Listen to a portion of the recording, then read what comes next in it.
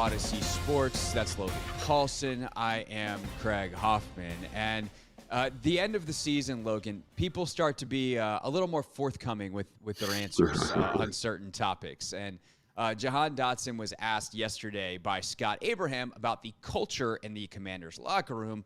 And here's how that went. You're in between the lines. What do you think this team needs going forward next year to kind of get more wins, get over the hump? I would say as far as players, just a sense of culture. Just we got to have a mindset in here that we want change. We can't just accept this type of stuff because this is really hard on a lot of people. And I know a lot of people come from winning backgrounds, so we got to bring that stuff in here. We can't accept anything but winning, honestly, and that starts with us players, no matter who the coaches are. It starts with us. We gotta bring our best foot and make sure that we go out every Sunday and bring it. When you say culture, is that on the players, or do the coaches feed into that? I feel like it's everyone, but I feel like the best teams that you see in any sport are player-led. Your captains, they step up. And everyone really follows because when you're surrounded by guys who are hungry and want to win, it trickles down. It's a domino effect. So I feel like that's where we can start. That audio courtesy of ABC7. Logan, you hear that?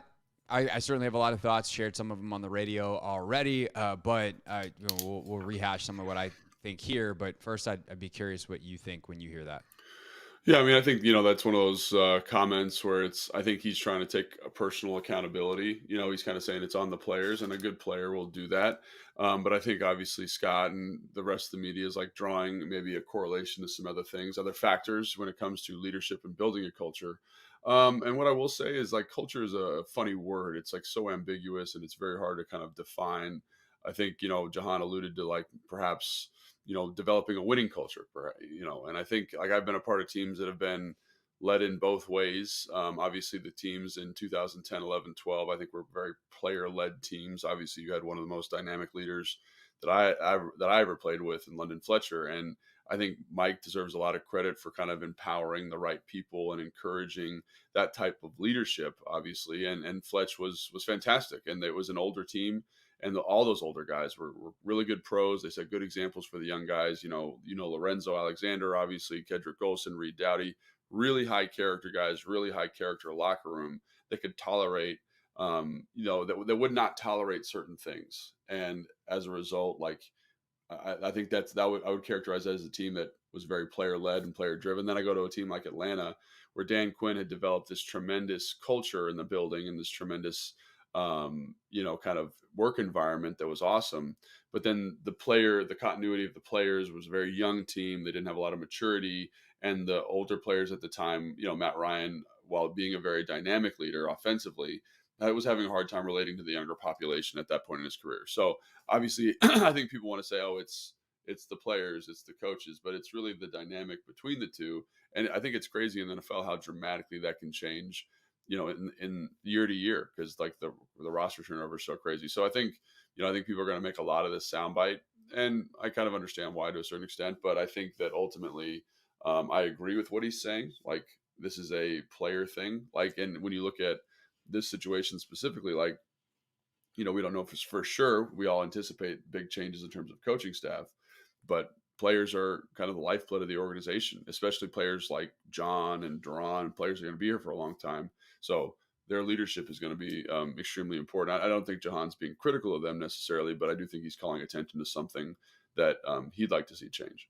Yeah, I mean, I do think it's interesting when he mentioned specifically the captains, and I don't know the relationship between he and Terry, Terry is obviously in his room, so the relationship there is going to be more important for him as a fellow wide receiver. But obviously John is kind of one of the key voices, if not the key voice in the room. And when you talk about that relationship between players and coaches, one of the things that I wonder about, and this is, I'm going to be very clear here. There are times that I know things and I wink nod and I'm like, I wonder, hey, I don't know anything here. This is me purely speculating, just kind of watching what has happened. And not even speculating, me truly like wondering. Like, John is a guy that I remember after his rookie year, the way he answered questions at the end on like locker cleanout day. I remember going on the Junkies the day after going, I don't care what they do this offseason. If they don't put a C on that guy's chest, they've made a mistake. Like, he is so important with how he thinks about the game and winning and all this kind of stuff. Still pretty fresh off Nick Saban school and all of that. And you watch how Chase and Montez, but really Chase emerged as a very loud voice in the same room and not necessarily always in a constructive way. And I just wonder if John kind of felt like sick of it and neutered to an extent, and that undercut his voice as someone who was trying to lead in a certain direction, and maybe there was some tension pulling in opposite directions.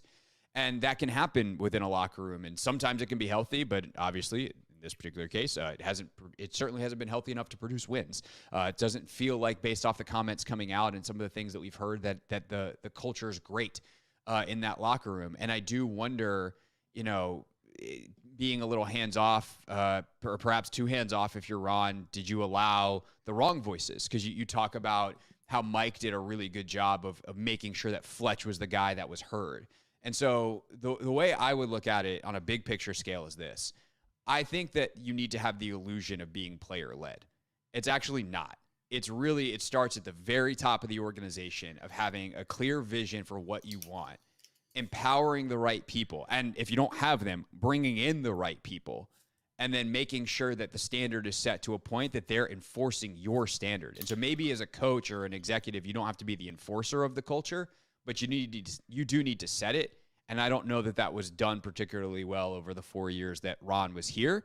And there could be a variety of reasons, from disharmony on the coaching staff itself, and some lack of continuity and lack of communication, which we've talked about in the past, different visions.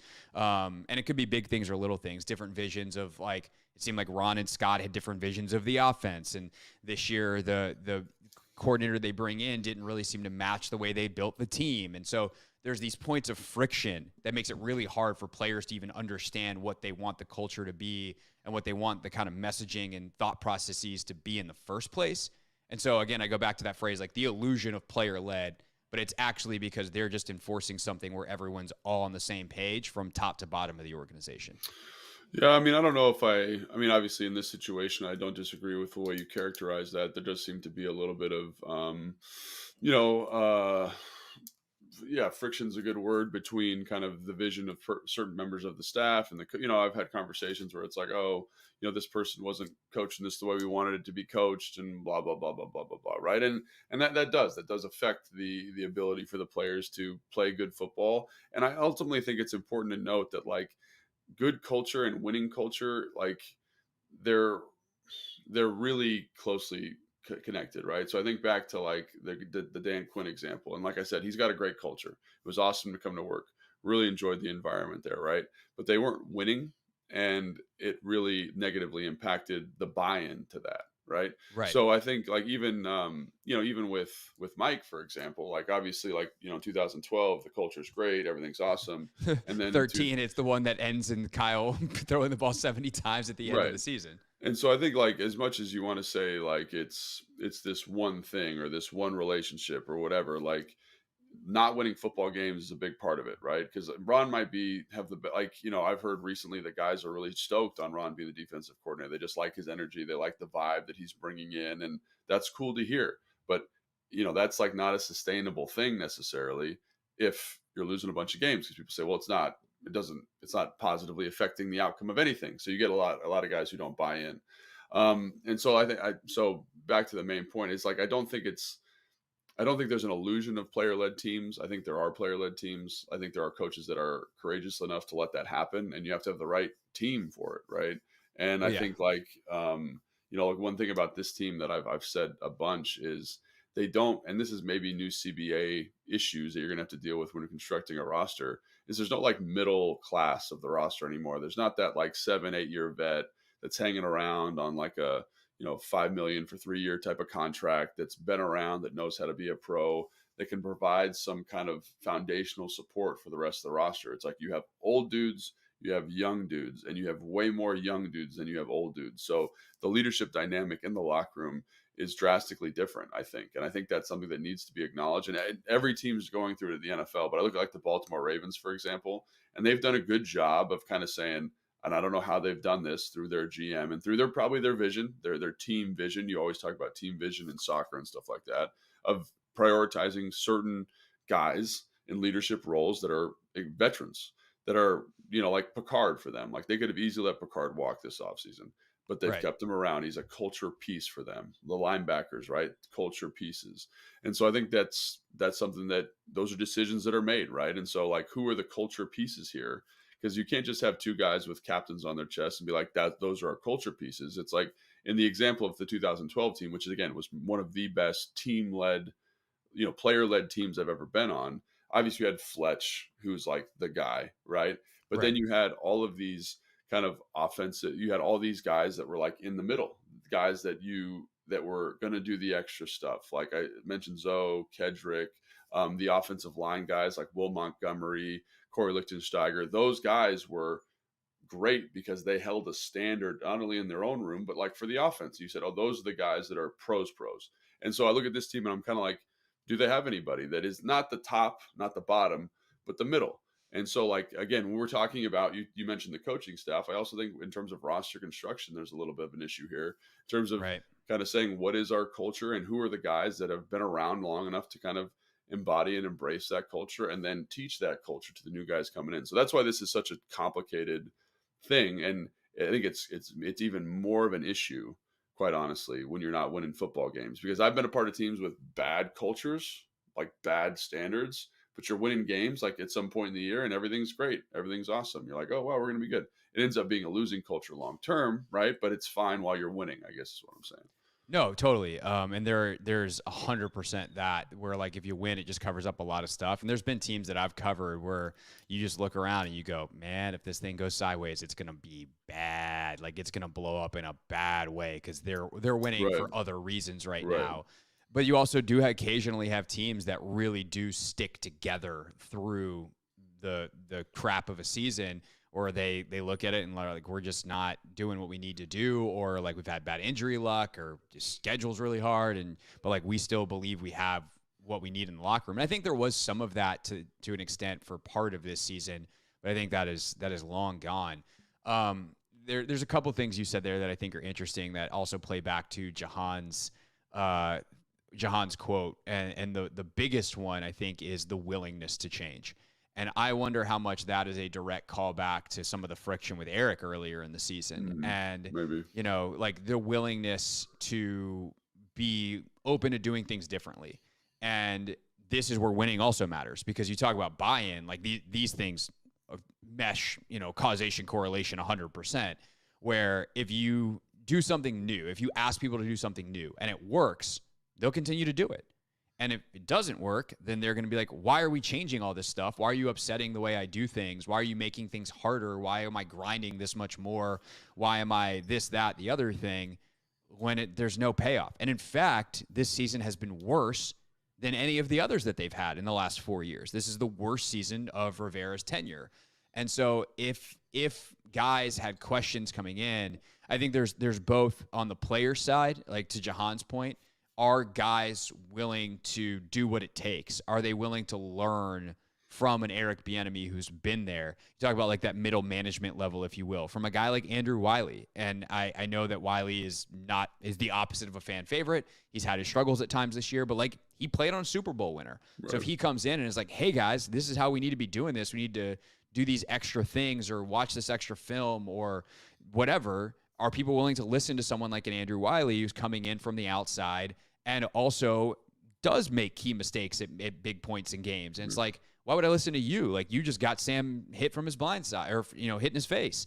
So I think that there's that element too of the willingness from the players. But then the other side of this, if I'm going to look at it from the coaching side, is do you as a coach meet people where they are? And I don't know that Eric specifically is that kind of guy. Eric has a very set way of doing things. We don't know. There's rumors and things, but just to be clear. Well, I'm just saying, like, he is a guy that is like, he said this. Like, this is Yeah, not. I know, This but I'm is just not saying. me. But I'm Like, just saying, like we're not in the meeting room, is what I'm saying. right. Just for people listening. Yeah, no, So, we're not in the meeting room for sure. But it's like, if Eric is like my way or the highway, and this is the way we do things, this is the way that I do things, and I know it works, and you're not willing to meet guys where they are and bring them to where you want to go, that's not going to work either. yeah, And so it's not that Eric is wrong about the way that he wants to do things. It's just that it's getting the guys to come along with you. Did he do the things he needed to do to build those bridges, knowing that you had guys coming from a different way of doing things that might have some different thoughts, and some of whom who had been very successful in their careers, presumably. So we don't know, but those are the kind of things that I think, if you're doing the dissection, like, those are the questions you'd want to answer.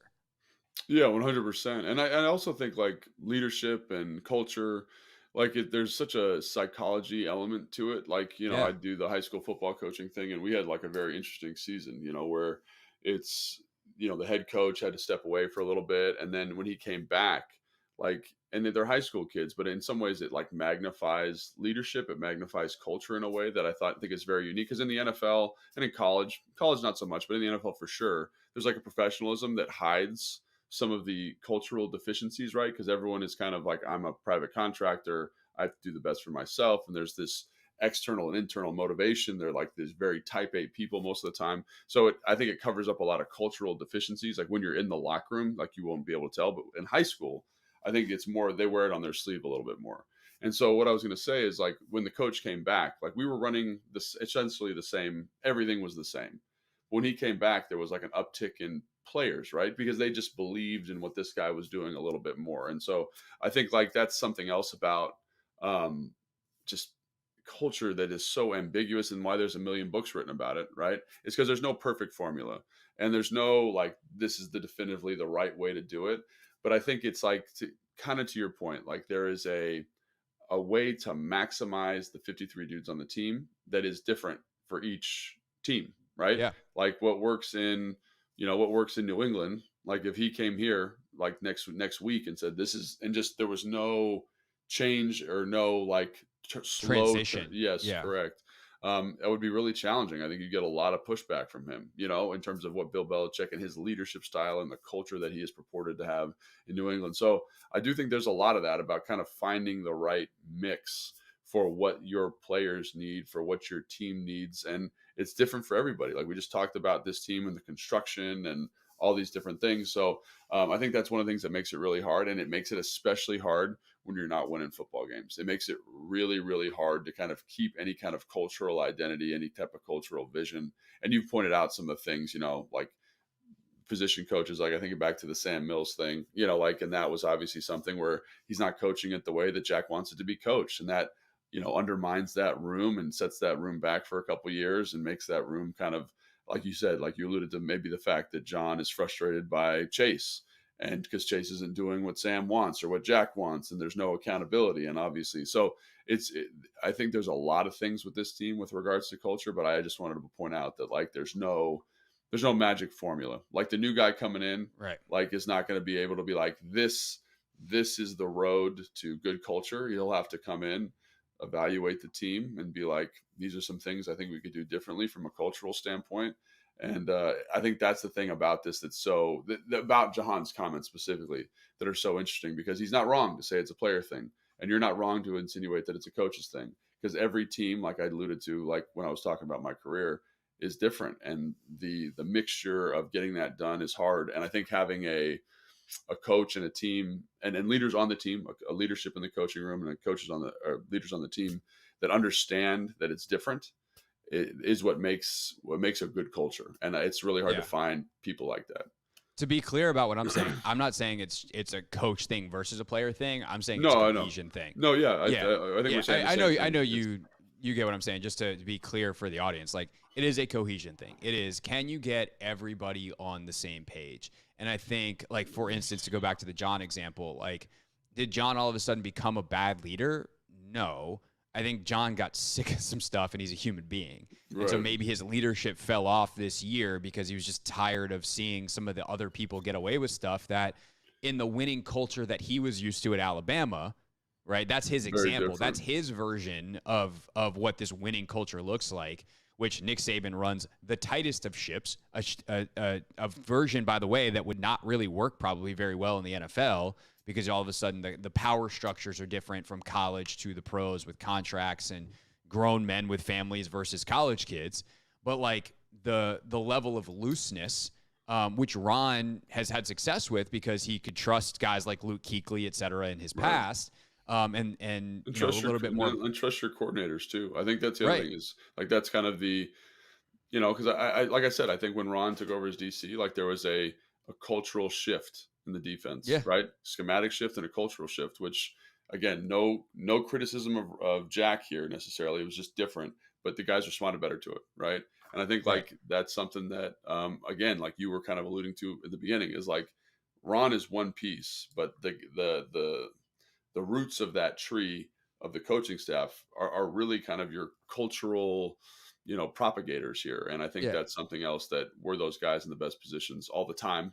I don't know. So. Yeah, and then the front office side of it too is like, who do you bring in and empower, and like how much does that matter in your scouting? I know for a fact when the old regime was here that some of the high up personnel, maybe not a Bruce Allen, but like the Kyle Smiths of the world and some of the people on that scouting staff really prioritized certain types of guys. And that's why John Allen was targeted, by the way. It's like, we want this dude to be, as our first round pick, the captain of the football team. Like, was Jamin, like, I like Jamin's progression as a football player in a lot of ways, but like, I don't think that he was ever drafted with the idea of like, oh, that's going to be the captain leader of our team. And who you prioritize and what skill sets you prioritize from like the makeup standpoint of who your best players are matters a lot too. And I think that's something too about like that 2012 team, for instance. You have the middle management, if you will, the Lorenzo Alexanders, who's a Pro Bowler, by the way, but on special teams. But like London Fletcher, on top of being your leader, is also one of your best players. Mm-hmm. And that's really important too, is like, do you have, and that's why like I think from a Terry and John standpoint, like you're okay. But do you have other people that are willing to follow them? Do you have other people up and down that roster? Do you have that middle level of player? And, you know, are the people that you're bringing in with the hopes of being your best players the type of leadership character guys that are going to make your football team maximize?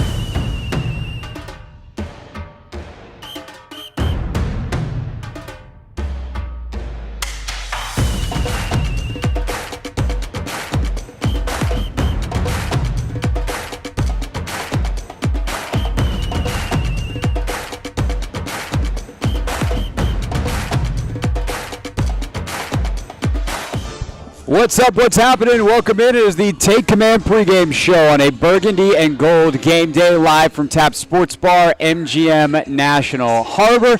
Craig Hoffman on hand. Logan Paulsen joining momentarily. Traffic, etc. on a Sunday, but Logan on his way. So you will get the big fella and I one more time here on the Team 980 on 106.7 The Fan and streaming live on YouTube on both stations. One more time, in many ways, the theme today. One more time at FedEx Field for the season. One more time for Ron Rivera. Reports already out, as if we really needed them, but I guess it becomes more official when someone's got sources. Ian Rappaport among those reporting that Rivera will be fired as soon as tomorrow. I think it's one of the things that we'll chop up over the next 3.5 hours. We're with you until 4:25 today on the Team 980. Of course, Caps hockey, Capitals and Kings this afternoon on 106.7 The Fan. So you get us on the Fan for about an hour and 40 minutes here. But I think what's going to be interesting for me these next couple of days is how they treat everyone else that's not Rivera. Do they wait to hire an executive vice president of football operations or whoever the top person will be and let that person make a decision on a Martin Mayhew, a Marty Herney? Do they blow out just Rivera tomorrow, or is it the entire staff? That is another key question. And I think I can make an argument both ways. I mean, someone like an Eric Bieniemy could be really valuable to a defensive-minded head coach, and considering he's under contract for another year, like, do you just say, hey, like, we'll let you make that decision, but you get to make it? And if the new defensive-minded head coach says, hey, I really like Bieniemy, I think we could work well together. Maybe they have familiarity from the past. For whatever the reason is that they gel. Could EB wind up staying around as the offensive coordinator? I think that's possible. I do think Eric might get some head coach interviews somewhere else. I've obviously said many times on my show and on the Take Command podcast that I think moving on from Bieniemy is the right play, especially if you're going to have a young quarterback. I don't love the way he treated this season, and it's something we'll get into more with Logan probably in about 10 minutes from now. But that is one way to approach it, is kind of the, hey, Rivera's out.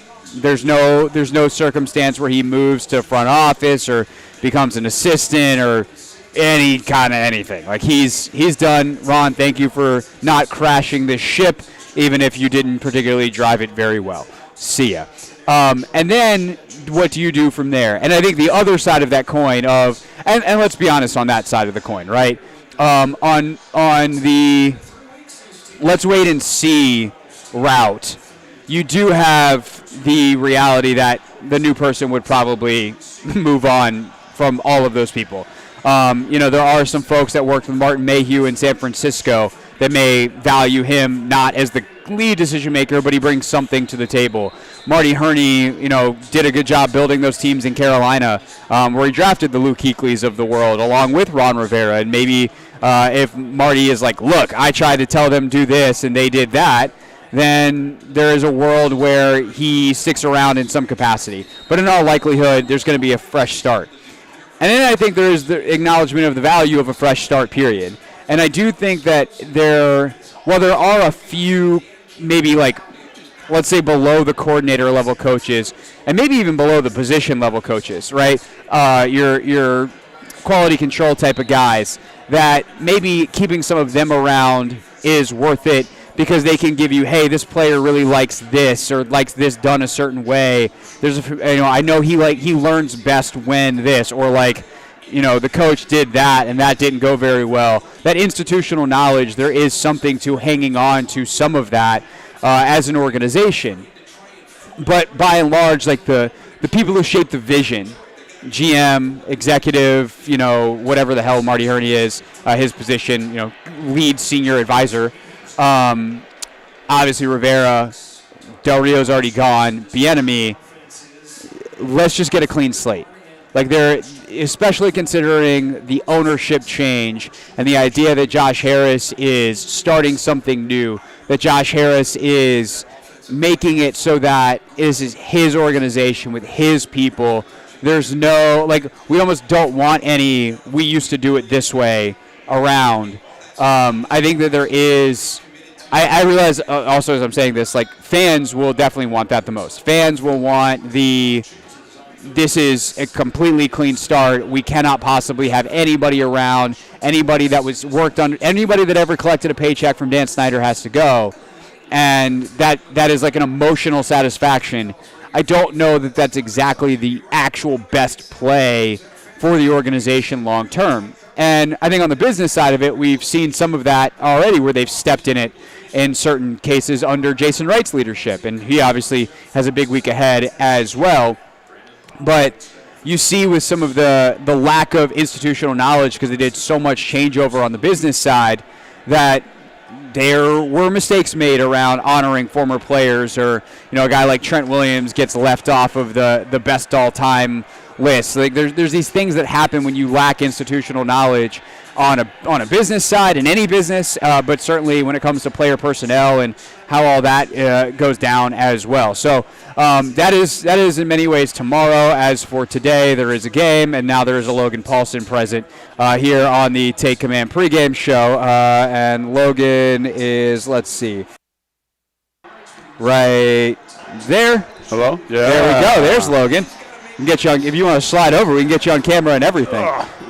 Come on over here, big fella. Got a new spot today. Yeah, no, we got which is great. We have some TVs over here. We got some TVs over there. That's kind of the nature of things here at Tap Sports Bar. Again, MGM National Harbor is where we are, and you can come join us in person all the way up until 4:25 today. Hey, look, you come and then the sun comes out. I know. I was kind of hiding here in the shadows. There's not a whole lot I can do about that either. But glad that you're alongside here. So I just started the show talking about kind of the choice that is ahead for Josh Harris. And you can speak to this as someone who's been in a place through coaching changes, someone who's gone to a new place right after a coaching change, someone who kind of helped implement a coaching change. Kyle brought you to San Francisco because you had that familiarity. So as you think of, what's next, obviously there's already reports, Ian Rappaport amongst others, saying, like, we know Ron's, this is going to be his last game with Washington. But then what do you do with Bieniemy, with everybody else?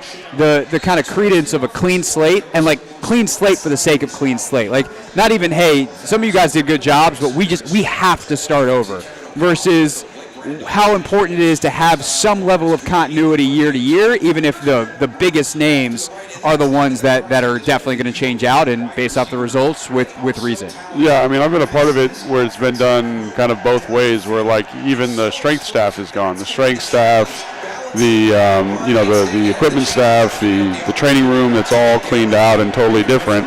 I don't know. I do think, like, if you're a new owner, like in this situation specifically with a new ownership group coming in, I think you want to kind of establish your identity a little bit. You know what I'm saying? So I think you want to kind of give that new coaching hire, the GM, the coach, the team president, an opportunity to kind of hire their staff. On the podcast on Friday or Thursday, whenever that comes out, we talked about like building culture and how challenging that is. And I think an easy way to do that is just be like, hey, here's a common thread in terms of personality and in terms of identity that we have with our coaching staff, and that goes to everything. That goes to, like, does this coaching staff understand exactly what the head coach wants? Does the strength coach understand what the head coach wants? Does the head equipment guy understand what the new vision in terms of return to play is? All those types of things are super important. I think in this instance, because of the ownership change, it kind of makes it even more, I don't want to say important, because I think it works the other way, but if I'm the new owner, if I'm Josh Harris, I'm like, let's kind of make sure everybody's in here that we want to get in here, get this all cleaned out, and like start from square one in a very positive way. I think the thing that's going to be interesting is, does Harris make that decision for the new people? And that's kind of what I was talking about, is what I 100% feel confident in is Josh Harris is not going to dictate to the new people, you have to keep anyone. Sure. From Eric to Martin Mayhew to Marty Herney to whoever. If the new person comes in and is like, I don't get along with that person, or like, I don't really have a place for them, whatever it is. Yeah. They knocked over my drink in 2012 at an NFL event. They're not going to have to keep them. But I think the question that we're going to find out tomorrow, or within the next week especially, is, does Harris make that decision for people, where it's like, none of these people are staying, we're completely wiping the slate, or does he hire people who then make decisions and you get to interview some of the people in-house? Do you wait till you have a new head coach, that coach decides on Bieniemy, that kind of question? I think that's pretty fascinating. And I don't know which way they're going to go. I mean, I would say it's probably going to be the latter. I mean, at least that's the way I would do it. I mean, I think that's the thing about Josh Harris. He seems to be very aware of. Yeah. He's not like a football guy. He likes football. He's a fan of football, but he's not a football guy. And I think when you look at sports teams and good owners in the NFL, in the NBA, in the NHL, they understand like where their blind spots are, and bad owners don't understand that. And I think, like, so you're going to. That's why that first hire is so important. I think it's going to be the team president probably, or the GM, whoever it is. But let executive vice president of football. Let those guys kind of work through that process, make those decisions. I think that's appropriate. Obviously, he could say. I mean, I think there's value there. I think, like, for example, when Kyle, when Mike was fired in 2013, they were like, we want to keep Sean McVay. And I think if there's a guy in the staff that you're like, this guy's uber talented, we want to keep him around, I think that insight's important, to kind of grow and foster that young coaching environment. But ultimately, I would say that he's probably going to defer to the football people. At least that's what I would do. I know a lot of football. I probably want to be involved in the process, but I want to make sure that those first couple hires are A+, and then they get the ship right, so to speak. Yeah, I think one thing that's an important and interesting difference in that transition versus this one is Bruce Allen was still the guy in charge, and Bruce and Sean knew each other from Tampa, and the guy they wound up hiring, in Jay Gruden, was actually Sean's mentor. It's funny because Sean gets lumped in with the Shanahan coaching tree, and obviously Sean learned a lot from Kyle. This is not meant to take away from Kyle and Sean's relationship and that 2012 room that is now the bane of every Washington fan's existence when they show the graphic on TV. But Sean started his coaching career under the Gruden family with John in Tampa and Jay in the USFL, or whatever league it was, the Arena League. And so there's a lot of continuity there. I doubt that you're going to have anything like that with what happens here. Doesn't feel that way. Doesn't feel that way, really.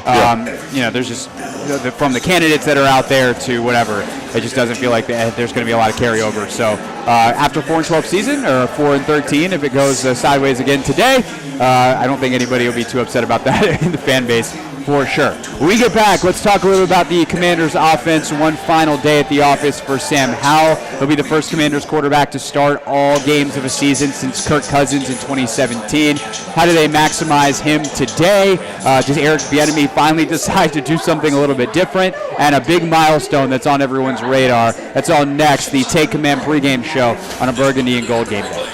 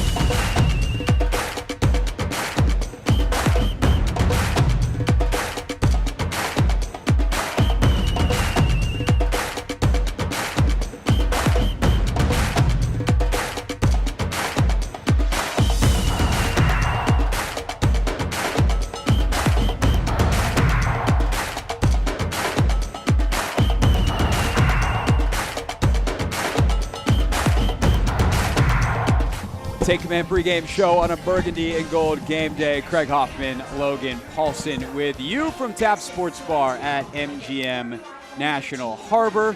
Got all the games on, keep you updated. And Logan, I was just giving you some of the playoff scenarios in the break. Very helpful. I will absolutely make sure that we get the listeners all the playoff scenarios as well when we go around the NFL. In about an hour 15 from right now. They sent out a nice, tidy email. So I'll did they? That's good. Pull that up. Yeah, the NFL very good at giving us the playoff scenarios. We'll talk to Kevin Sheehan, who probably knows them off the top of his head. Yeah. We'll do that coming up in about 10 minutes. But real quick, let's take a look at the Commanders' offense and how it matches up today with Dallas, and really more of kind of an offensive retrospective on the year. I think today is going to be an interesting one. I mentioned before the break a big milestone that a lot of folks have their eye on today. Terry McLaurin, under 60 yards needed to get to 1,000. That would give it to him all but his rookie year, so it's that 4 in a row for the fifth-year receiver out of Ohio State. So his first year, by the way, he was at 900-something when he missed the final 2 games with a concussion. Wow. He has been super consistent despite the fact that his quarterbacks have been anything but. Hal, his 10th quarterback that he has, or I guess Jacoby would have been his 10th quarterback that he has played with here in Washington in just that short couple of seasons. So I think when we go back to the preseason, we were obviously very excited about what we thought Eric Bieniemy could bring. And when you look at kind of have the whole season's worth of data to look at, where do you think that this offense succeeded, and where do you think this offense ultimately has fallen off in the latter half of the season? Yeah, I mean, I think that's a really good question, obviously, and it's something we'll be talking about probably this whole offseason. But I do think that just kind of sitting here thinking back, I think he did some really cool, innovative stuff from a pass game standpoint. And I think when you look at that on the down-to-down, you're like, oh, this is pretty cool, this is nice. And I think early on in the season, I think before defenses really figured out exactly what he wanted to be from like a concept standpoint, I think it was awesome. I think you're getting open throws, getting a confident Sam Howell, all those different things. And obviously there's a little bit of a regression from Sam Howell. You're playing better defenses.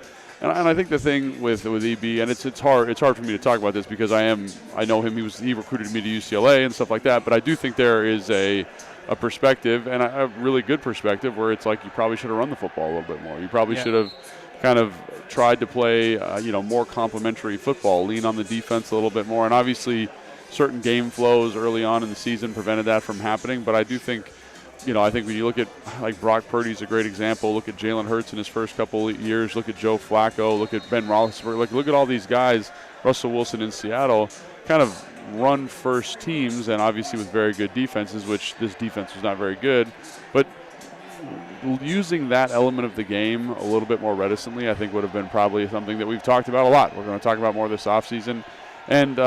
And using that as a way, because, you talk about, Sam, I was listening to John Kine's podcast, and they were talking a lot about how Sam was having a hard time digesting and understanding coverage structures. And I understand that. We've talked to Matt Ryan, we've talked to a bunch of different people about how challenging that is in the NFL today. But I think when you watch the San Francisco 49ers, one of the things they do a great job, when you watch the Detroit Lions, one of the things they do a great job of is they force you out of split safety coverage structures. It's like this old school, like, run to throw mentality, and that still does work. Like, stopping the run is a mathematical proposition. So if you're not going to put all these guys in the box, we're going to make you put a guy in the box. And you can't rock and roll and do all this complicated stuff. So I think that's something, again, where I feel like the offense by itself, I think you've seen how successful it's been. Andy Reid's been one of the most successful, one of the most winningest coaches in the history of the NFL. There's a reason for that the system does work. Right. But I think in this situation with Sam, with a young player, with a guy that needed some growth, needed some training wheels perhaps. And an offensive line that was built more to be a run-first team than a pass-first team. And I think, everyone wants to cook those guys all the time. I think those guys actually kind of exceeded my expectation on the course of the year. Like, I was not very high on a couple of those guys coming into the season, and I think when you look at them being ranked the 14th rated offensive line by PFF, I don't think that feels too far off when you watch some of these other groups that are really struggling, like the New York Jets, for example, just because they're on the TV right here. But still, it was a group that's not built in the same way that the offensive line was built in Kansas City, or the same way the offensive line is built in Philly, where it's definitively like just a dominant group. Like that's not this group, and that was never the plan for this group. And it kind of aligned, I'd probably say, more closely to what San Fran or what Miami does. Miami's probably a better example. A bunch of guys that are good football players, right, but elevated by scheme. And I think that's what we were kind of hoping for when EB came in. I think so that's the one thing I'd say is it just seemed like he brought some good offensive principles in. He brought a good standard in. He brought a good element of competitiveness. But I do feel like there was a rigidity with which he approached this that made it difficult for Sam to develop and made it difficult to get the best version of the offense on the field. Yeah, I mean, I think one of the comments that we've gotten a lot the last couple weeks since Brissett came in and had the success that he had is, well, see, the offense works. This is all about Sam. And the response that I've kind of come up with is, if your job is to build something and I give you a hammer, don't tell me what you can do with a wrench. Right. No. Right? And that's unfortunately what you had is like, well, if you needed to get a hammer, then you should have employed the hammer. And EB had a lot of influence. And if he had gone to Rivera at the beginning of the season and said, look, man, the only way we're going to be competitive this year is with Brissett. Sam can't do this. That would have been a conversation that they had. And Ron, I don't think that conversation ever happened. The reality is during training camp, there wasn't a lot of difference between Howell and Brissett. And you thought that some of the areas where Sam struggled, he would improve and that Eric would probably give him kind of the environment to improve. I think I've been thinking a lot about this since our podcast in the middle of the week, and I want to circle back to this later, is the idea of like compromise and what areas where maybe Eric needed to meet the players where they were versus players needing to meet Eric where he was. And I do wonder if we'll find out more in the kind of post-season people talking time of year. Yeah. Do we learn how much of that push and pull happened, right? Because there are certain things that Eric knew when he came in he had to change because this is how you win in the league. And if you don't get up to this standard, and if I don't get people there, then we're not going to win. Right. And maybe he did come down and try to meet them, and the players didn't go up.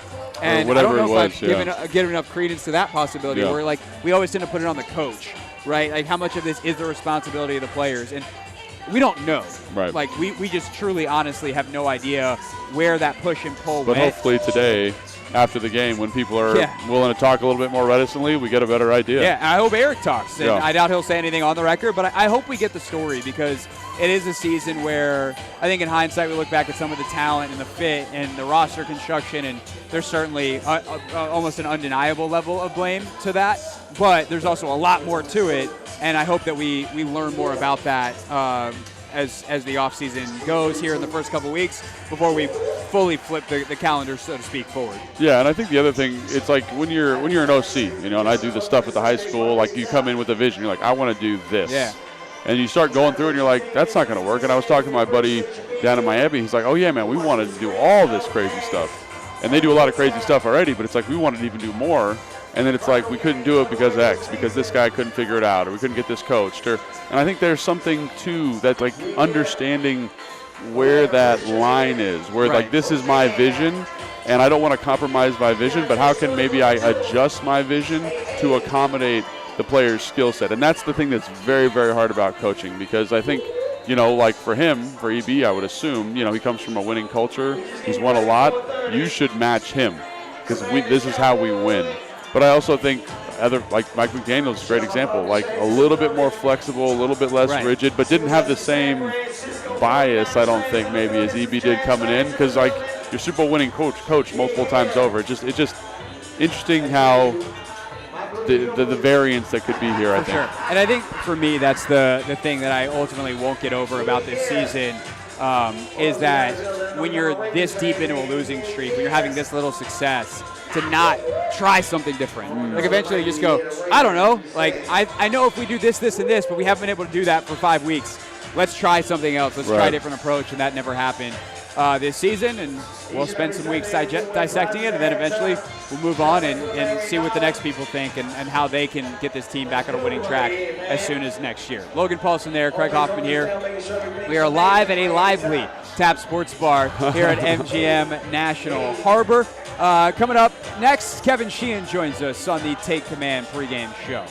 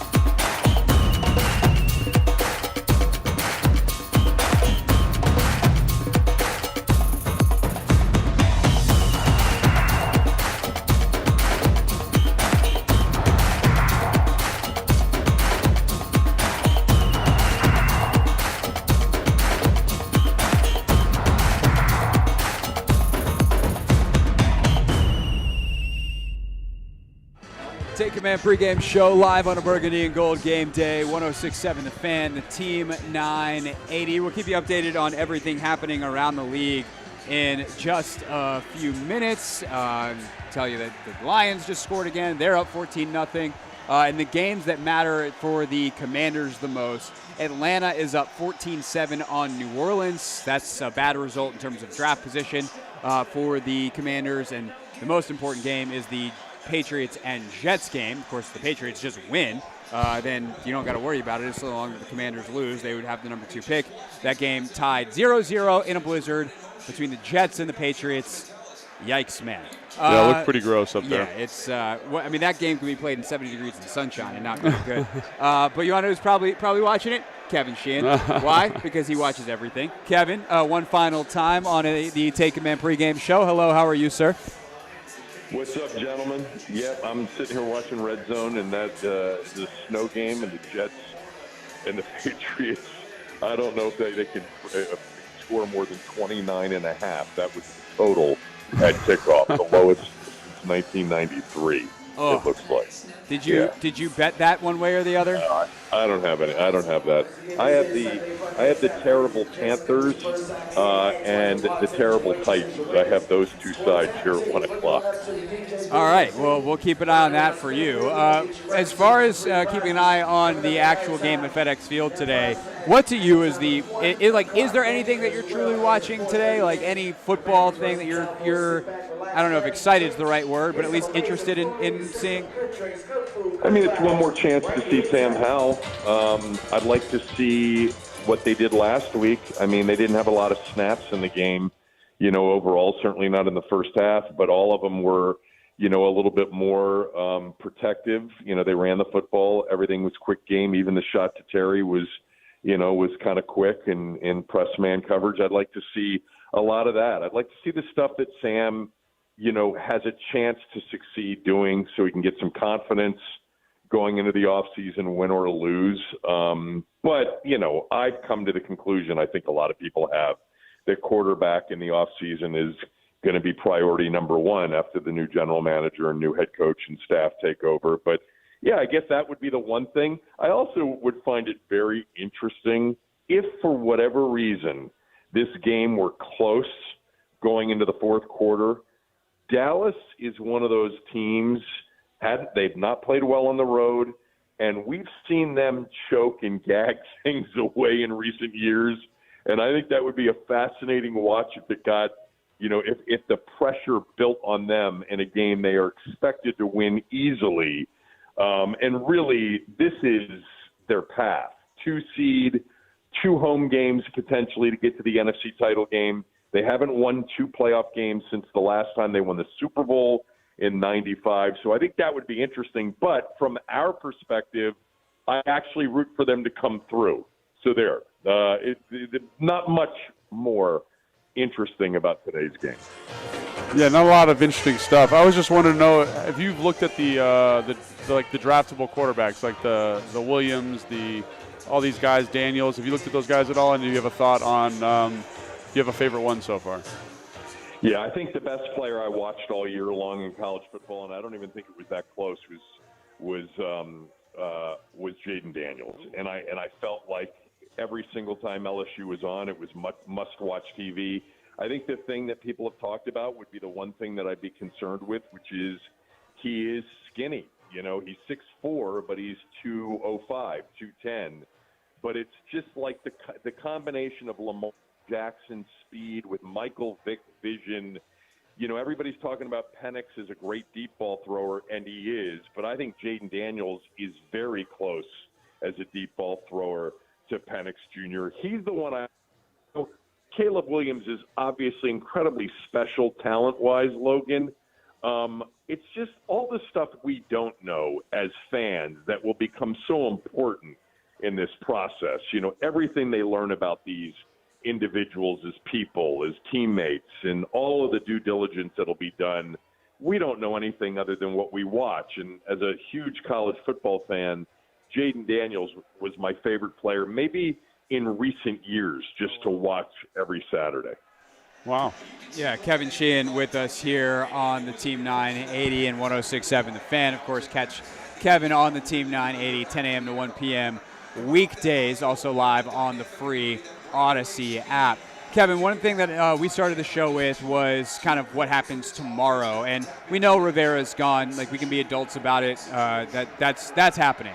If you're Josh Harris, though, are you completely cleaning the slate, or are you letting the next coach, the next executive vice president of football operations, do their own cleaning in terms of general manager, in terms of a guy like Bieniemy? Like, how much do you expect to happen tomorrow? Well, I think, Craig, the way it usually works, right, is that the head coach typically and maybe one other assistant is actually under contract after the season comes to an end.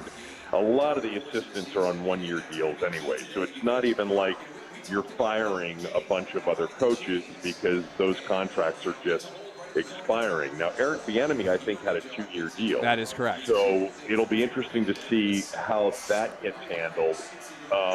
But, yeah, no, the general manager needs to come in with a completely clean slate and be able to do what he wants, with obviously the working in conjunction with ownership to find the next head coach and to have that coach be able to hire out that staff. And I do think that's the way they're going. I felt that way for a while. I don't know that anybody's reported it necessarily that that's the way they're going, but I think it'll be general manager, then, working the coaching part. But we get the first domino to fall tomorrow, certainly with the firing of Ron Rivera. And I don't know, maybe front office people as well. We'll see. Yeah, obviously there's, tomorrow's kind of the day everyone's going to be watching, and this game becomes less important. I know you mentioned the development of Sam Howell. Are there any other young football players that you're like, oh, man, really got to see this guy, Forbes, Quan Martin, Henry, anybody else that comes to mind? I mean, in a game like today, not necessarily. Right. I mean, it's great opportunities for them, but look at who's going to be playing. They're going to be unrecognizable names and jersey numbers out there active in this game. There have been a couple of the draft choices that, people were panning the draft, and obviously Forbes has struggled. I'd like to see him get some confidence going into the offseason. I think Quan Martin's played well. I've been impressed by KJ Henry and the way he's played, and Rodriguez may have been my favorite of all of the draft choices. Obviously, he's on injured reserve at this point, but yeah, some of the key draft choices, I know that they're going to probably work to get Terry to 1,000 yards here early. I would imagine there are going to be a few quick hitches and a few quick bubbles to get Terry loose a little bit here, being, how many yards short? 54 yards short Yep. of 1,000 for a fourth straight season. But, yeah. You know who's played? I don't know how much you've talked about this, guys. Sam Cosmi's been great this year, especially over the last half of the season. Like, that offensive line, I don't think a lot of fans understand how they've been rated by some of the advanced metrics, whether it's next-gen pass rate, pass block win rate, or PFF.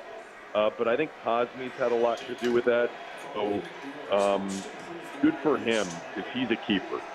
No doubt about it. And if, the Pro Bowl rosters obviously came out this week and everyone's like, oh, well, Commanders got nobody. And that's exactly what it should be after this season. It's like, well, Cosmi might have had a case he was a bit of a snub. I mean, the guys that went were awesome football players on better teams. But if there was one guy that had a claim this season for Washington, it was certainly him. Kevin, it was such a great, so great having you all season long. Appreciate your time each and every Sunday or Thursday or whenever the heck they've been playing. You've always answered the bell for us. We appreciate it, and thanks again for coming on all season. It's been my pleasure. I love doing this with you guys. Next year, maybe a more competitive season. Let's try to have some meaningful games after Thanksgiving. That would be fun. That would be good from your lips to whatever deity the listener believes in's ears. Kevin, thank you, sir. We will be listening tomorrow. Again, it feels weird to promo, but Black Monday coverage all day on the Team 980 and 106.7 The Fan. Make sure you tune in to Kevin, 10 a.m. to 1 p.m. on the Team 980 and the free Odyssey app. Thank you, sir. Enjoy the rest of the games today. All right, Craig. Take care. Thanks, Kevin. All right, Kevin Sheehan with us one final time this season, which means that we're done with Kevin. It's time for one final edition of Coach Speak. Ron Rivera said something that caught a lot of people's attention on Friday. We'll let you hear it if you haven't. Next, it is the Take Command pregame show on a Burgundy and Gold game day.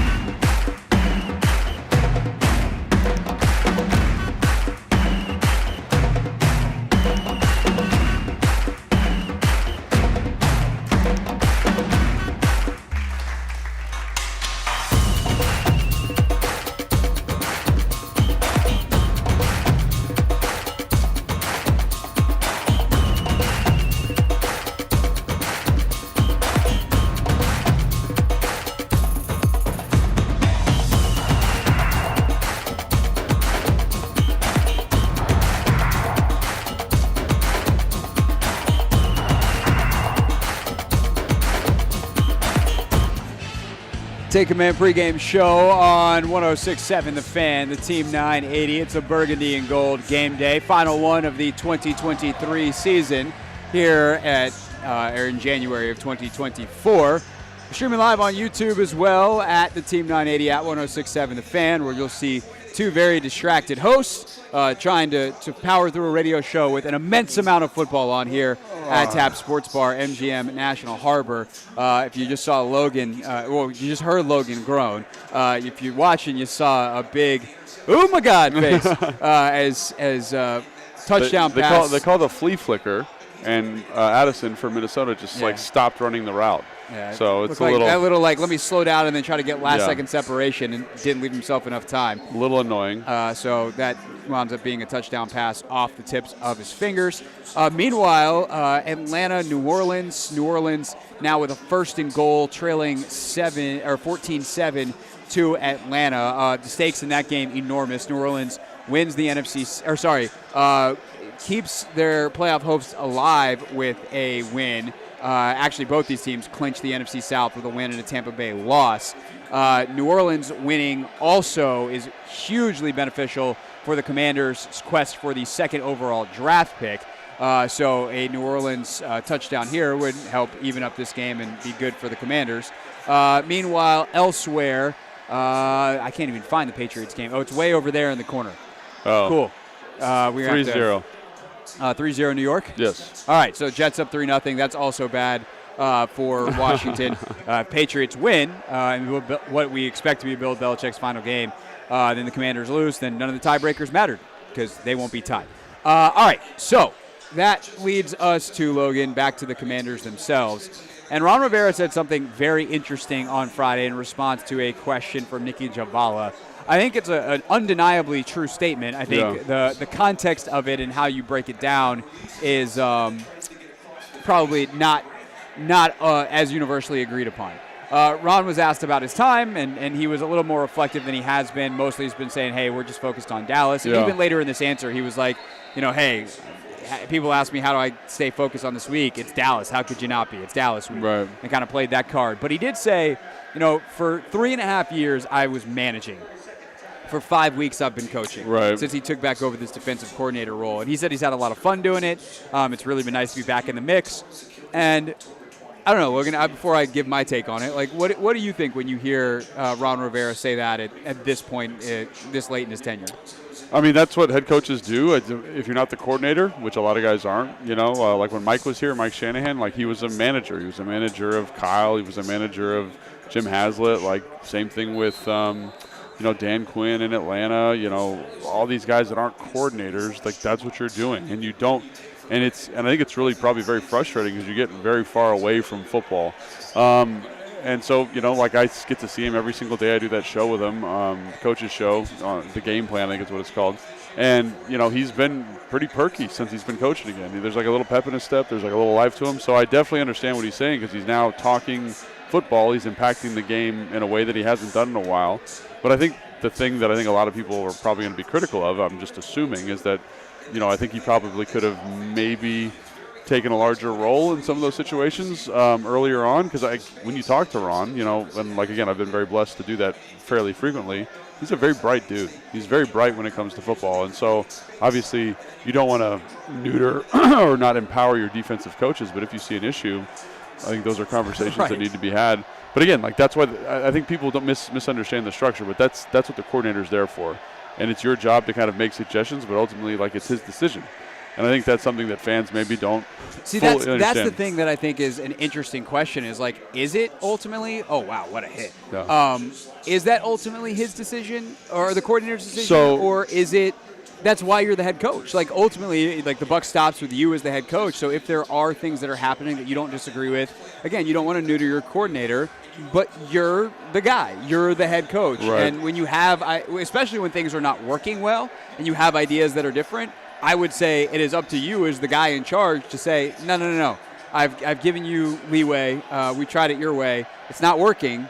We need to try this. I think ultimately, though, like that's something again that, like common sense would say that that's the right. I think it's your idea to What was I going to say? I kind of lost my train of thought because there was a big play that just happened. But it's coordinators having final say. Yeah. So it's basically you say like this. If I'm the coach, and you're the coordinator, I say this is a problem we're having. I need you to fix it.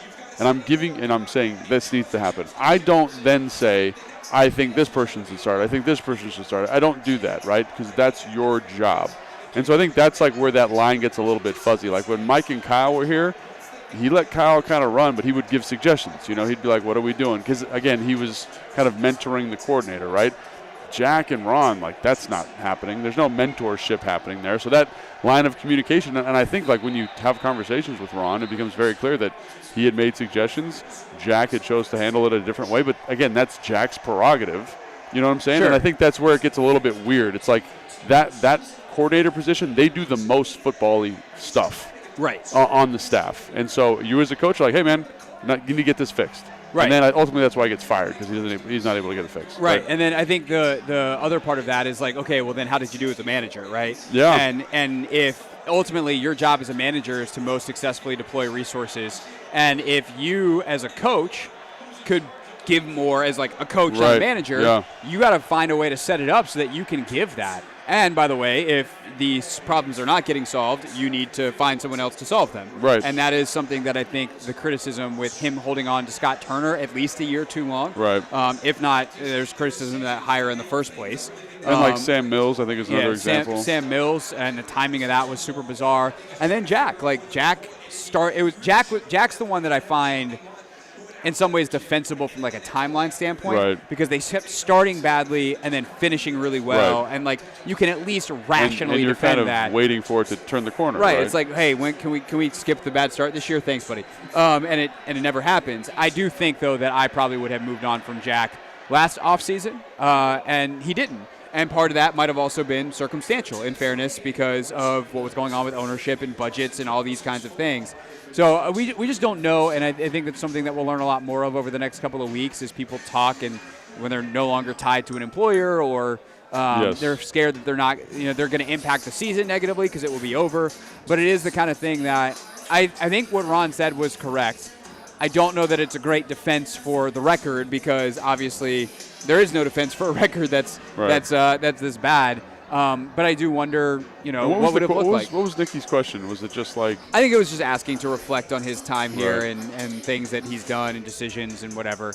And then the other part that people do like to bring up, which I think is actually a little bit unfair, is he's been coaching for 5 games and they're 0-5 in those 5 games. Right. However, it's almost impossible to flip a defensive unit or an offensive unit in the middle of a season. You're still dealing with the same personnel.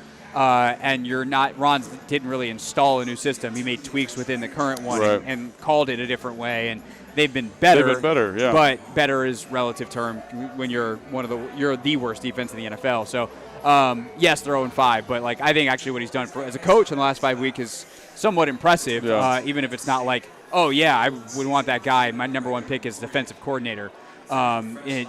Moving forward, if I'm a young offensive coach somewhere else. So there are levels to this, as the kids say. Yeah. All right, that's Logan Paulsen. I am Craig Hoffman here on the Take Command pregame show. When we get back, you'll hear from the Sports Junkies, their thoughts one more time on this 2023 season, and then we'll get into what's going on around the rest of the NFL in the next hour as well. Craig Hoffman, Logan Paulsen with you on the Take Command pregame show.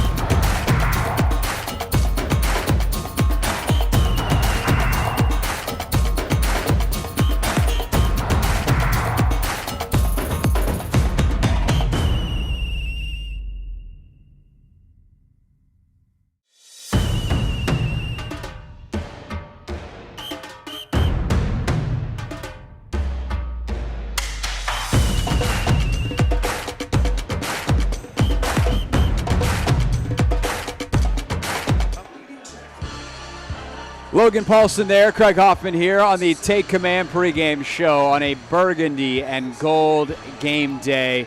The final one of the 2023-24 season. Happy New Year, I guess we should say. Yep. For that, how late in the year are you a Happy New Year guy? I mean, what is this? This is 7th? Yeah, it's the 7th. I'll probably say it next week too. I'd say like today's kind of the last day. If I haven't seen you in a while, I'll be like, hey, Happy New Year. But I'm not a big Happy New Year guy anyway. I just kind of. Not your deal. Well, yeah. I mean, it's just like, Happy New Year, whatever. Yeah, it's like, okay, the calendar turned. Yeah. Okay. Logan hates trips around the sun. All right, here's what we got for you coming up this hour. 2:30, we will take a look around the NFL, get you updated on all the games and all the implications. By the way, if you're listening on 106.7 The Fan, we're with you until about 2:40 today. Then you'll get pregame of Caps and Kings, and then obviously the game itself on the Team 980. We're with you all the way until kickoff at 4:25. With you on YouTube at 106.7 The Fan, at the Team 980. The entire show as well, and of course everything always live on the free Odyssey app. The great head coach debate, offensive or defensive head coach, in about 10 minutes. But right now, thoughts from the Sports Junkies on this Week 18 matchup between the Commanders and Cowboys. Thanks, Craig. So here we are at the end of another poor, miserable Commanders season that is finishing with a whimper. The Commanders got 4 minutes. 4 minutes. All signs are pointing to Ron Rivera's swan song, his final act as Commanders head coach. Can the Commanders pull the upset against the playoff-bound and division-hated rival Dallas Cowboys? It's funny that, we took calls during the week on our show.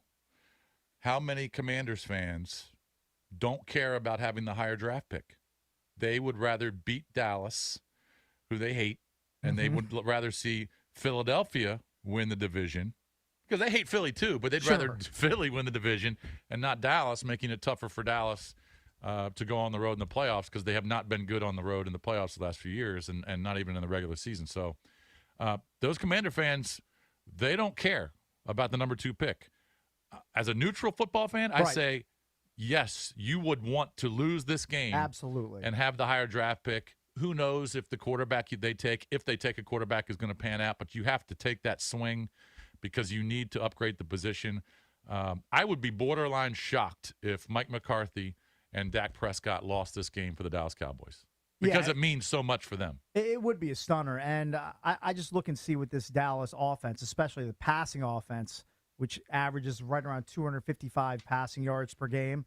How is this beleaguered Commanders secondary going to slow down Dak Prescott and super alpha wideout CeeDee Lamb, who's just had a season for the ages for the Cowboys? Remember when Mike McCarthy took over the play calling, Kellen Moore departs and goes to the Chargers, a lot of people were like, all right, McCarthy's just going to pound the ball, try to, put it in Tony Pollard's hands, let his defense win the games. No. That hasn't been the case. They don't throw it as much as the Commanders, but they'll throw it all over the yard. And, I wouldn't be shocked to see CeeDee Lamb targeted 15 to 18 times and have 10 or 11 grabs and at least one end zone trip in a game that matters everything for the Cowboys. There's everything on the line, home field advantage, and the Commanders are just kind of limping out, trying to have a decent showing. And look, Ron definitely wants to win his last game here as a coach. I just think it's an uphill battle against a playoff-bound Cowboys team. Yeah, CeeDee Lamb's got 122 catches. He had a bomb game against Detroit. 12 catches or something, over 200 yards. Yeah. He's look, if the weather sucked like it is going to suck or did suck on Saturday, I would say, all right, it's more of a crapshoot. But the weather's going to be fine.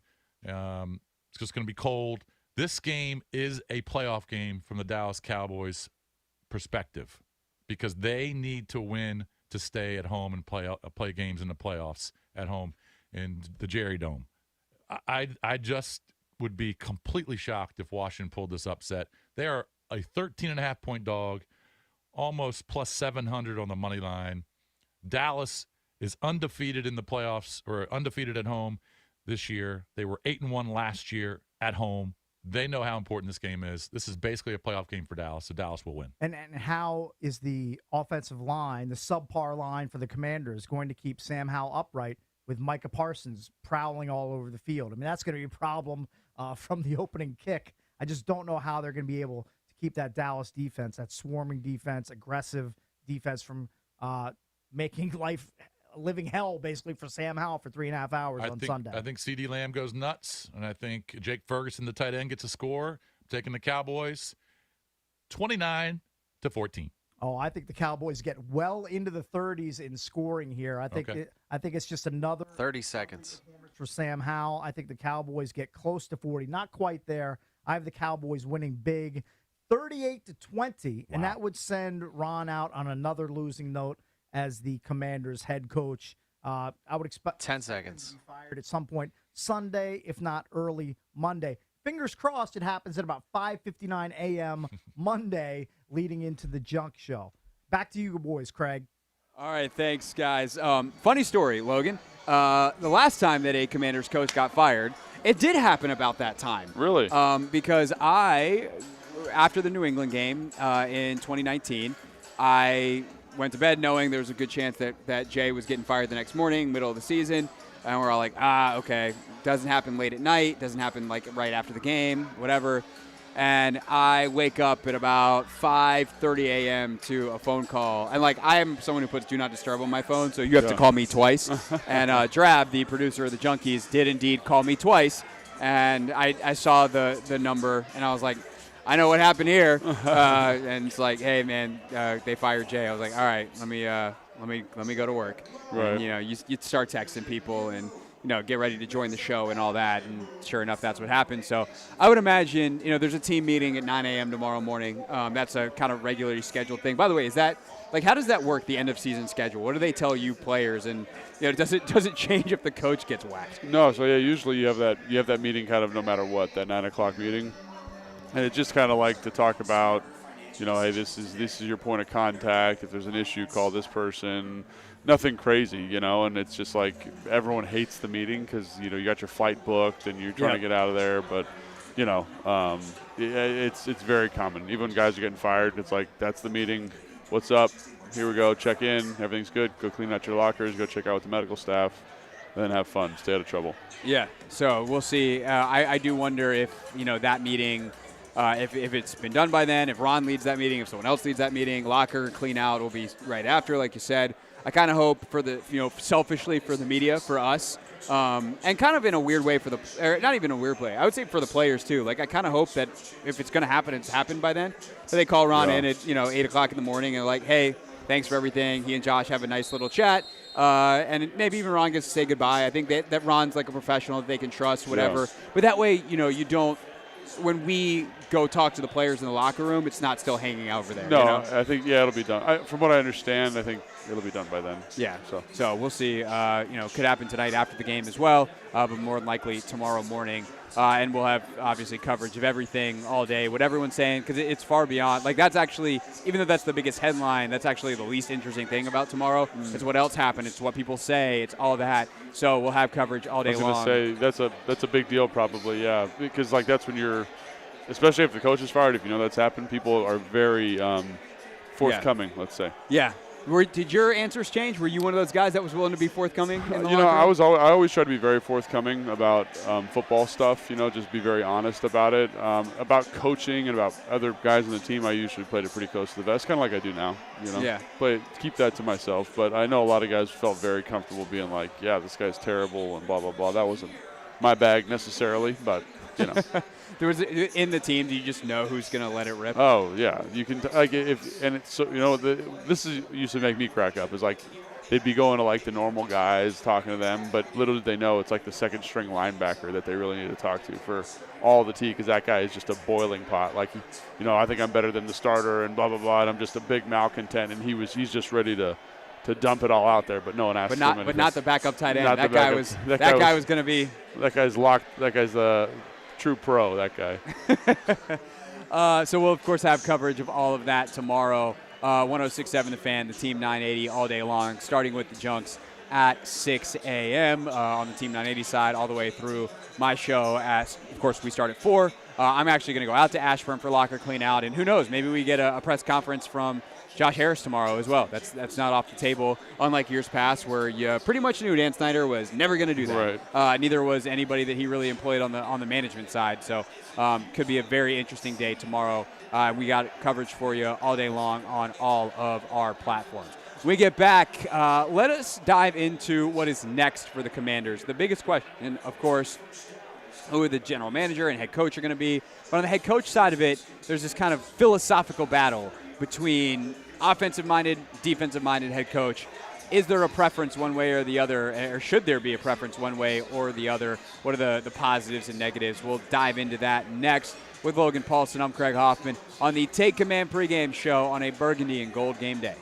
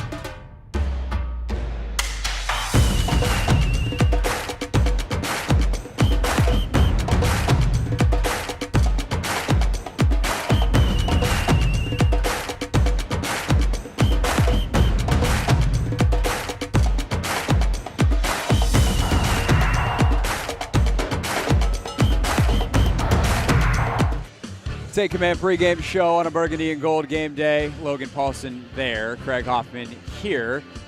Also streaming live on YouTube at the Team 980 and at 106.7 The Fan. Of course, live as well on the free Odyssey app. All right, Logan, after the Texans' big win last night, a lot of folks, because there's obviously been an ongoing debate, offensive head coach, defensive head coach. And right. I think the strongest feelings are on the offensive side, where there's people saying like, hey, got it. Grant Paulsen said this on our show a couple of weeks ago. I'm certainly, I would consider myself in this boat. Yeah. I think you got to go with an offensive head coach. I think the history tells you that there's better outcomes. It doesn't mean there aren't good defensive head coaches. DeMeco Ryans, certainly one of them, a fantastic hire by the Houston Texans.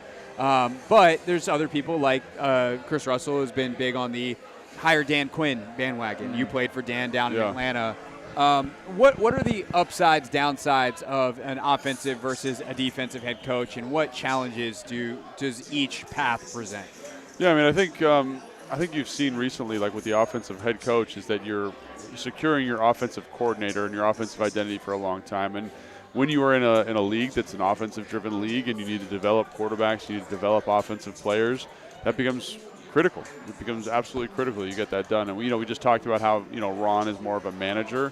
When you hire a defensive head coach, that's usually what's happening. Obviously, they can call defenses, but I think you open yourself up to a lot of turnover at the offensive coordinator spot. So I think that's kind of one of the issues. And I've talked to Dan Quinn a couple times about this, and one of the things about his tenure in Atlanta, he always says, it's like, I wish I would have been more serious and more deliberate about that hire and about that funnel offensively for me. And so I think if you have a coach like Dan who's gone through this process. Yeah. And just to remind folks who may not be as aware, Dan had Kyle Shanahan as his offensive coordinator.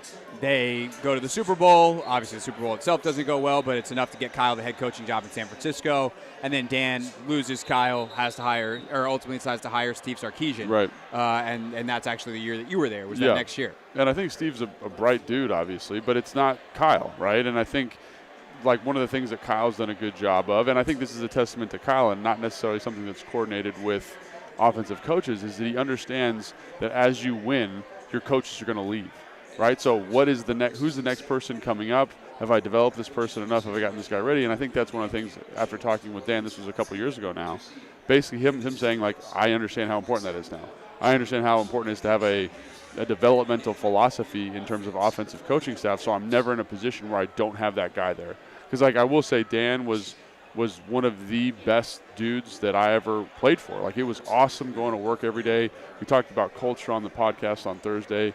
He did such an excellent job of that. But at some point, he got his focus, his expertise, got diverted. He had to kind of go back to the defensive side of the ball. That kind of managerial role over the offense wasn't there anymore. And so I think that's one of the issues in terms of defensive hiring head coach. Because I think you look at DeMeco, he's having an excellent year, but who's going to get hired from that staff? Right. Bobby Slowick is one of the top names all of a sudden in hot young offensive coordinator, head coach candidate circles. And so for everyone that says, oh, well, look at DeMeco, success story. What happens when Bobby Slowick gets hired? Do they have that next guy? It's going to be hard. Our old friend Brendan Darr, used to be the producer for Grant and Danny, had a great analogy on Twitter yesterday. He's like, you can hit a parlay, but when would you rather hit one bet or a parlay, right? So you hit one bet on the offensive coordinator, you win your bet, you get your money, and you cash it out, right? You hit the two-legger, you get DeMeco Ryans and Bobby Slowick, sweet. Right. Well, now all of a sudden, year over year, you're just adding legs to that parlay. Right. And you'd rather just be able to win the single bet in the first year and not have to worry about it moving forward. Right. I think here's my I don't know if it's a hot take. You're gonna tell me here, but I think that there is also something in the way that offensive coaches think about football that I'd rather have that person shaping my organization. And this is going to sound offensively elitist. I don't know how this would go if I was sitting next to Kedrick Golston versus sitting next to you. I might be a little scared to say it. But defense is so much about assignment alignment. It's about simplifying. It's about just narrowing things down. And offensively, the detail that coaches get into, I think, is elevated. The way you have to think about structures and personnel and all these types of things. Defense is a lot about making it work and just kind of finding a way and being very flexible and adaptable. Offense is about identity and that super nuanced detail. Sure. And I think that translates well to that managerial role because you will always think about the game that way versus a less detailed approach on defense. And that's not to say that that doesn't work and that defensive coaches aren't smart. It's just the demands are different. And I think the demands of being a good offensive coordinator translate better to head coach. And by the way, a guy like D'Amico Ryans, because he coached under Kyle Shanahan as a defensive coordinator, was forced to think that way. And so I need someone with that kind of offensive level of detail and mentality, even if they're like to break the mold if I'm going to hire a defensive guy. Yeah, and so I'd say, like, obviously I do think you are probably, in the traits you're describing a larger bucket of offensive coaches. But I also think you are describing a section of defensive coaches. And what I mean by that is I think you're describing like guys that are thinking about the game not in 2024 or 2025, but where's it going to be in 3 years, and how do I head that off? You know, guys like Vic Fangio, guys like Dan Quinn, I think is a great example. Look what he's done with Dallas in terms of how he's totally changed that defensive philosophy. He understands what offenses are trying to do, and he understands how important it is to leverage those guys. D'Amico Ryans is another great example. I think the defensive coordinator down in Atlanta does a great job. The defensive coordinator in Minnesota are all guys that I think are forward-thinking with regards to that stuff. They change a little bit every single year in terms of keeping up with the offenses and what they're trying to do. So I think if you can find a defensive guy like that, they kind of, I don't think there's a lot of them. I think you're talking about the top defensive guys, much like you're talking about the top offensive guys in the NFL. I think you could make that work. And I think that's one of the reasons why D'Amico Ryans works in Houston, because he's seen how Kyle fastidiously tries to dissect offenses. He can mold his defense to say, oh, this is what they're trying to do in this bunch. These are the problems that Kyle was going to present to us. And I do think there's a strong correlation there. It's just it teaches you a problem-solving ability that is very advantageous for coaching football. And I think when you look at Dan, problem solver, right? When you look at Brian Flores, problem solver. When you look at D'Amico Ryans, problem solver.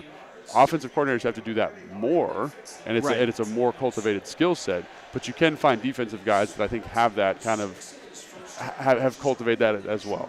Yeah, you can find it, and that's the thing. It's like there's no hard and fast one way or the other. The only hard and fast rule is that if you're a defensive coach and you're very good offensively, your offensive coordinator is probably going to get poached. And the same way, by the way, your defensive coordinator might get poached if you are a good offensive coach. Obviously, Kyle's dealt with this. Yeah. Robert Saleh, D'Amico Ryans, et cetera, on down the list. Steve Wilkes is probably going to get some interviews, who's coordinating right now in San Francisco. But I do feel like defensive coach, like, are DCs easier to replace than OCs? That's a great question. One of the things that I think, after talking with a bunch of my friends a couple weeks ago, a bunch of coaches in the NFL, is I think it's more having built a network of coaching relationships and being able to fill those roles with good coaches. Yeah. Like, I think that is the thing that really sticks out to me. Like, if you've got a small network, small tree, Brandon Staley, I think, is a good example of this. He kind of jumped at his first head coaching opportunity, while guys like Kyle, guys like Mike McDaniels, they kind of pushed it off for a little bit until they kind of broadened their exposure in the NFL, and that's positive because it says these are the things that make good coaches. This is how I develop good coaches. This is how I have built a relationship with Coach X. When I am now the head coach and I need a new offensive coordinator, I trust his perspective that he can come in and get this done for me, right? And I think that is something that's so important, is having a coach with a little bit of experience and understanding, like, hey, like, I know a lot of really good coaches. My networks are full of good coaches. How do I maximize those guys, and how do I develop coaching? I think, we always forget, like, we're talking about the draft coming up here soon. I was talking with my buddies last night, and he was like, oh, we should just draft 5 offensive linemen. It's like, no, I want to get a good offensive line coach that's going to develop the 2 guys we do pick and make those guys starters. Right. Like, and I think it's the same thing with coaching. It's not about getting good coaches. It's about ensuring you have a pipeline of development with the players and with the coaches. And I think having a head coach or a GM or a president of football operations that understands those things is imperative in this process. And that's why I don't think offense, defense is as important. Obviously, I have a little offensive bias, so it would probably go that way. But I think that if I'm doing the interview, I want to hear stuff about that. How do we develop coaches? How do we develop players?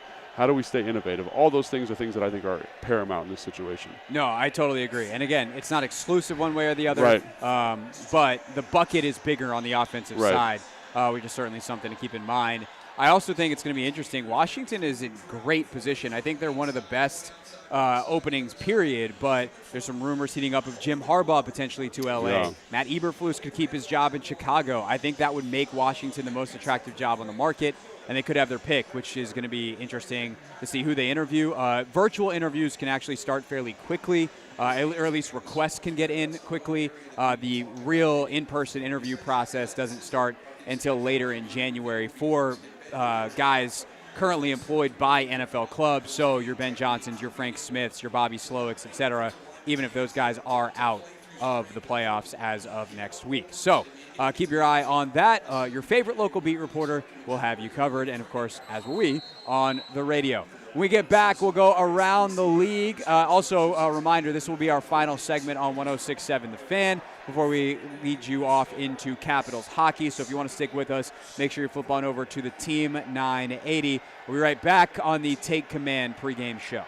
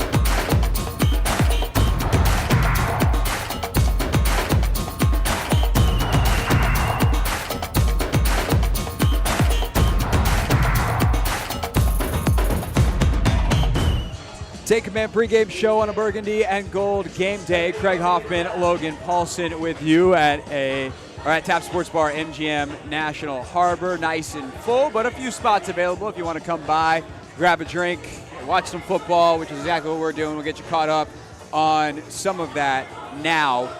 Logan, let's start with the Browns and Bengals. Bengals up 24-0 at the half. 24-0. Well, I mean, they're not playing anybody. Yeah, Browns not really playing anybody. Bengals don't really have anything to play for. This is just a meaningless football game, which stinks for the Bengals, who could wind up with a 9-8 season despite the injury to Joe Burrow. Like, it's actually kind of an impressive year if they win this game. I mean, it's an impressive year in general. Well, and also, like, that's the best division in football this year. Like, who would have thought that? I mean, like, just a murderer's row of teams, like Pittsburgh, obviously Cleveland, and then Baltimore. Like that. Like, they're all really tough teams to play. So. Yeah, no doubt about it. All right, in a game that unfortunately just became possibly meaningful for the Lions, they are up 13-6, but they're all everything. Rookie tight end Sam Laporta went down, looked like a knee injury. His ankle, carted off. Yeah, it could wind up just being like a high ankle sprain situation. Right. The way his leg kind of twisted, got caught in the turf a little bit. It obviously could be worse than that. Yeah. But he, in a game where he sets the rookie receiving record for tight ends in terms of receptions, Laporta down, and that would really, really stink for Detroit. Yeah, I mean, he's just been so fantastic this year, and it's just so funny, the draft, like thinking back to his draft evaluation. And you love that kid. I loved him, but there were guys you talked about, like, I don't know if he can run, I don't know if he's fast enough. It's like the draft is such a crapshoot in that way, and it just obviously a bummer for him here, but great job by Detroit, drafted a good player, trusting their evaluation, and hopefully it's something long-term for them. I think that's something Detroit's done really well is they just identify good football players, and they're like, let's not overthink it. Right. Laporta's awesome. Let's take him. He's like Jahmyr tough, Gibbs, he's physical. Jack Campbell. Yes. Like, they've gotten a ton out of their draft class. Penei Sewell even, too. Like go back that far. It's like everyone was worried about his athletic profile. It's like, no, he's like a tough son of a gun that fits our cultural identity, and here we go. And is really good. Yeah. Detroit. Most importantly, right? Yeah, right. Like good. The draft evaluation. If I get away from this at all this offseason, I just want you to bop me upside the head. Yeah. The number one thing on a draft profile should be, is this guy good at football? Yeah. And that's always funny when you see how draft evaluations change after all the games have got done getting played. Well, I think it's so funny. The thing that I always like, I start off my process is like binary. It's like, are you good enough? Yes or no. And like that's and then how it falls after that, I think it kind of opens up. Not that nothing else matters, but if the important. answer is no, right? That definitely matters. Jags and Titans. Jaguars need a win to get in the playoffs and win the AFC South. Trevor Lawrence is playing, and they're down 21-13 at the half. Is there like a box score? Let's click on that box score real quick there, Craig. I mean, because I obviously I think Trevor Lawrence looked like he was playing well early. Obviously, 2 interceptions since we saw that. That will hurt. That's not a great deal. And the Titans, man, I like the Titans. I like their philosophy. And it's always cool when Derrick Henry has 70 yards on 9 carries, I think. So. And as long as only 18, he's just consistently crushing it. Murdering Lawrence, people. 14 of 19. So he's only got 5 incompletions, except for 2 of them aren't incompletions. Right, they're interceptions. He does have a 59-yard bomb to Calvin Ridley. And this game could be big for Mike Vrabel, too. Rumors that he could be on the hot seat, which would seem crazy to me. Seem crazy. Also seems like New England could be poking around there trying to potentially trade for Vrabel as Belichick is likely out. All right, Jets and Patriots. This game hugely important for Washington. For nobody else, though, right? Yeah, well, I mean, it's important for New England. If the Patriots can come back and win in this game and Washington loses, the Commanders will automatically lock up the number 2 overall pick. Other than that, we got a tiebreaker scenario, and we can get into that as we go. But not shockingly, this game is ugly. It is hideous. It is offensively offensive. It's snowing. It's gross. Yeah, it's snowing. Both quarterbacks right around 50 yards at halftime. Trevor Siemian, 5 of 13 for 51 yards. Bailey Zappi is 6 of 15 for 48 yards. Tough stat. That's a yikes, bro. Breece Hall, by the way, 17 for 76. Yep. I mean, Is there any more you want to say about that? I don't really. No, honestly, I probably said too much. Let's just keep that moving. This is actually low-key good game, the Falcons-Saints. Falcons-Saints has been great. Bijan Robinson, a big explosive 71-yard catch on a swing pass. Desmond Ritter is actually playing well. The game of his life, to be honest. Ritter starting today after Taylor Heineke is inactive. He's the emergency third quarterback with an ankle injury.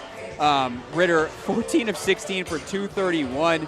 And they have put the game in his hands. I mean, they're only run the ball 8 times. Which is crazy. Like, when you see a Atlanta stat line, it never looks like this. No. But they've also thrown the ball to Bijan 6 times. He's caught it all 6 times for 96 yards and that touchdown. Jonnu Smith, the other touchdown. Meanwhile, unfortunately for New Orleans, they're playing without Alvin Kamara.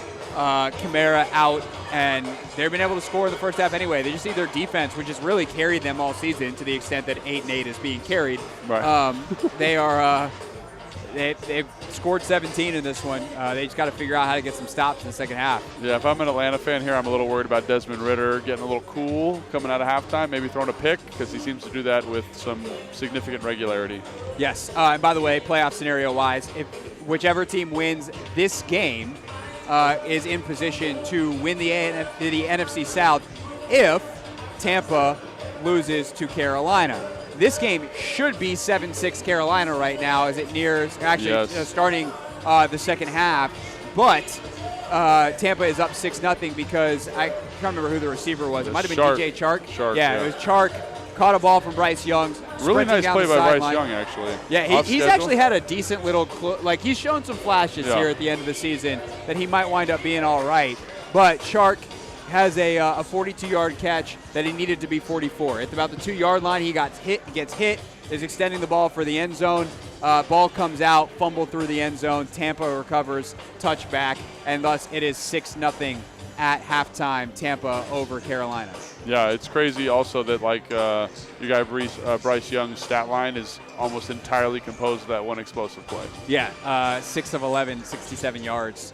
Not exactly a standout performance, but as I said, has been better the last couple of weeks. I agree. And Elijah Evero, I think is the name of their defensive coordinator, has got that defense playing really well. By the way, congrats to Derek Brown of the Panthers. That's right. 100 tackles as a defensive lineman. That is an NFL record, I believe. Most since 2000. Or most since 2000. There you go. Look at Logan prepared with the stats. Yes. Logan prepared with the stats. It was on the TV a second ago. Oh, or he's paying closer attention while I'm operating the radio show. 10 seconds. All right, coming up on 106.7 The Fan, Capitals and Kings pregame with John Walton. In about 7 seconds, we continue with you the rest of the afternoon slate on the Team 980.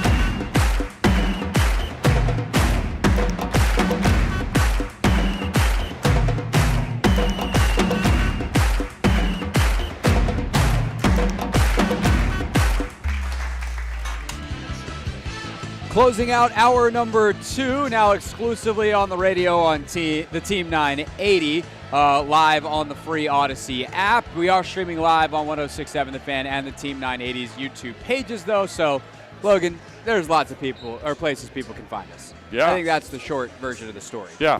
If you want to find us on a Sunday and you don't know by now, well, you wouldn't be listening anyway, so I don't know why I'm wasting any more time on this.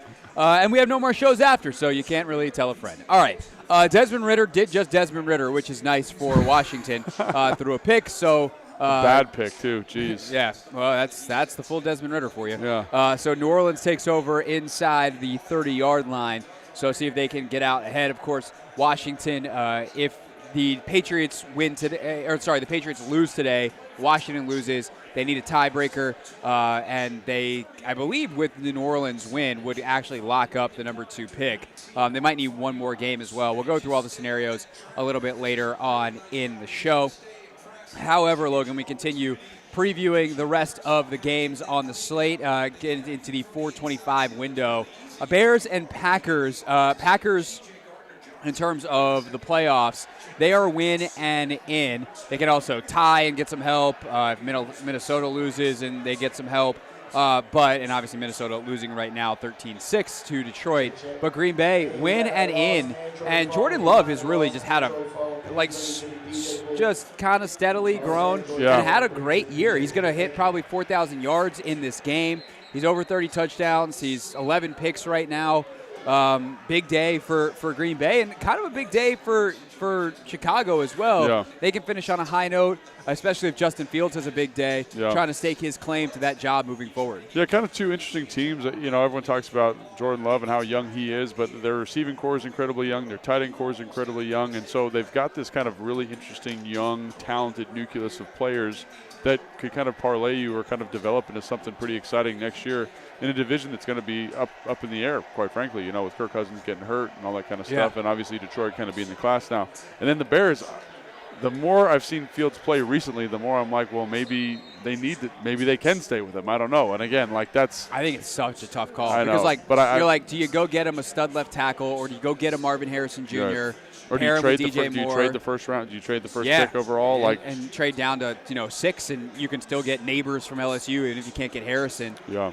I think they can wind up I think New England is the team to watch this offseason in terms they of make a push. Does Kraft try to get a little bit desperate and say, hey, we're going up to number 1 and we're taking Caleb Williams? And Chicago go, okay, no, we really want him. Right. Give us, and eventually they wind up trading 3-4 first rounders for that number 1 pick. And then think about how I think they would only fall to 3.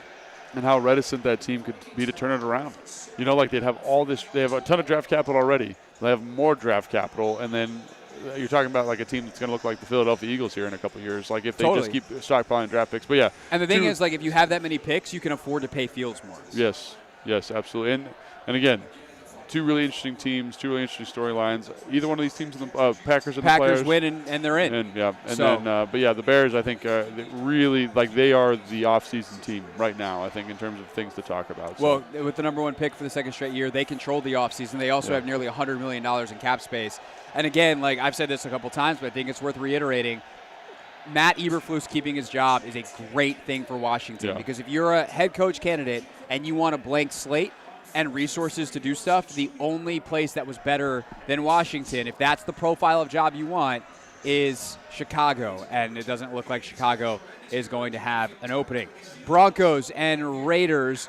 This game, there's no real playoff implications. Kind of gross. They play in Las Vegas, so the game starts at 4:25. Kind of a weird. The storyline there is the Russell Wilson thing, kind of a wacky bit. Yeah. O'Connell for the Raiders, I think potentially, if he continues to play well, maybe he's the guy, the bridge guy for them next year because they're going to be out of spot to pick a quarterback. But yeah, not ton of exciting information. Yeah, I think it's going to be interesting to watch how Vegas comes out. A couple of players have said hey, we want Antonio Pierce to be the coach. So if I'm Pierce, I'm hey, you guys want me here? Go play like it today. Yeah. I don't know if you say that directly in front of the team, but I would certainly make sure that message got across to someone. Yeah. And then obviously the Broncos, if they win this game, they would actually finish over 500, which is nuts considering how bad they were earlier in the season. Yeah, kudos to Sean Payton, quite frankly, because he's done a lot for them. I mean, obviously, this thing with Russell Wilson's wacky. There's some wacky bits with Sean Payton, but obviously, dude is a good football coach. Excellent football coach. Obviously, as a human being, we can talk about that later. But that if you would have said how many games are the Broncos going to win, I would say they'd be well under 500. So for them to be right in that ballpark is pretty impressive. No doubt about it. New Orleans just scored. So good for the Commanders there. Chris Olave, a touchdown from Derek Carr. So did Tennessee, man. So 28-13, Jacksonville's down. So kind of just a crazy couple of games going on this morning. For sure. All right, NFC East, Eagles and Giants. Eagles win and the Commanders win. Eagles back on top. They would get the NFC East crown, but alas, they gave up control of that with their loss to the Cardinals last week. Giants, by the way, they lose. Commanders win. Cardinals win. Patriots win. All of a sudden, they're in play for that higher group of draft picks, if you will. Really? All the Cardinals, Patriots, Commanders all sitting at 4. Giants, part of a large team, group of teams that are sitting at 5. So that's what's on the line for them today, and what has ultimately been a fairly lost season. Yeah, we should probably talk about this at some point, but just the Eagles and where that roster's at and developmental quarterbacks and paying quarterbacks, and I think their arc that they've been on the past couple of years, probably since 2020 when they lost that game against the Commanders to kind of help their draft stock, I think have been really interesting in terms of how they've built the team and where they're at now. So definitely. Seahawks, Cardinals. Again, Cardinals kind of still in the mix for that number 2 pick, but they are behind on the tiebreaker. So if everybody loses today, they'll wind up number 4 behind Washington and New England. Seahawks, meanwhile, they do have a chance of getting in the playoffs, but it's not exactly a good one. They need – well, actually, no, it's not too bad. Seahawks win, Green Bay loss, and they're in. So they can get that wild card spot, which would be 3 teams from the NFC West in, by the way. L.A. already clinched, and San Francisco obviously has clinched as well. Chiefs and Chargers, not a lot on the line here. Chiefs are resting Mahomes. Travis Kelce needs, I think, 16 yards to get 1,000. So that would be a heck of an accomplishment for him this season. I can't remember the number, but that would give him one of the highest totals ever by a tight end. So Kelce chasing history again, probably get him some quick catches and get him out of the game. Rams 49ers, you got Wentz versus Darnold. Honestly, I'm kind of excited for the Sam Darnold San Francisco thing. I want to see how that dude does. Are any of the starters playing, or is it only? I doubt that there's many. McCaffrey is definitely out because he had the calf injury that he suffered last week. I would imagine that Debo and Trent probably aren't playing either. Kittle, maybe. Yeah, I mean, but the thing is about NFL rosters, someone's got to play. Yeah. Although you can do more of that now with the practice squad. So you can Correct. call a bunch of guys up on a 1-week basis. Correct. Yeah. So two good teams. Excited to see them in the playoffs. Yep, we'll see you guys in San Francisco's case in a couple of weeks. And then for it all tonight, Bills and Dolphins. Man, this is going to be interesting. Tyreek Hill questionable, Jalen Waddle questionable, Raheem Mostert questionable. So can Miami get some of their guys back? And also, obviously, Bradley Chubb is down after the torn ACL last week. And if they win, both these teams are in, right? Is that kind of how that works? So, yeah, if the Bills win, both teams are in. The Dolphins have already clinched a playoff spot. Winner wins the AFC East. That is the only path in for the Bills. They win, they're in. They lose, and I do believe that they are out. Or actually, I shouldn't say that. They will know tonight. But it's a really short. Yeah, Buffalo clinches a playoff berth with a win, win and in, and then tie, or Pittsburgh lost, didn't happen. Jacksonville lost. So I guess if Jacksonville loses, I don't know how that works because now Pittsburgh screwed everything up because they won yesterday. So I think Pittsburgh is up in the order. Right. Long story short, Buffalo wins and they win the AFC East. So let's. I want good football teams to the playoffs, so maybe that happens. That'd be a lot of fun. Do you think that if they get in, they're a legit super? I mean, obviously everyone that's in is on some level a legit Super Bowl contender. But how high up the list do you put them? Yes. I mean, just because they have one of the most dynamic playmakers at the most important position in football, right? I mean, that feels a little bit different than if Seattle gets in, for example, or Pittsburgh. They just have so much offensive firepower. The defense is kind of getting healthy at the right time. It's just one of those teams where you don't want that headache. If you're a team, you just don't want to deal with Josh Allen. And the tremendous ability that he has. Like, he is literally he has the ability each and every week to be the best player in the NFL or the most volatile, and he's shown that. So I genuinely believe they are a team that can make a push for the playoffs with him at the helm. By the way, speaking of Pittsburgh, I cannot believe that's a 10-win football team. It's crazy. It's crazy. And the fact they're talking about firing Mike Tomlin is crazy. I don't think that is real talk. Yeah. I think that is media silliness. Yeah. And I'm, it is. We're part of the media. Sometimes we can be a part of the silliness. We talk silly stuff. But that is beyond our level of silly.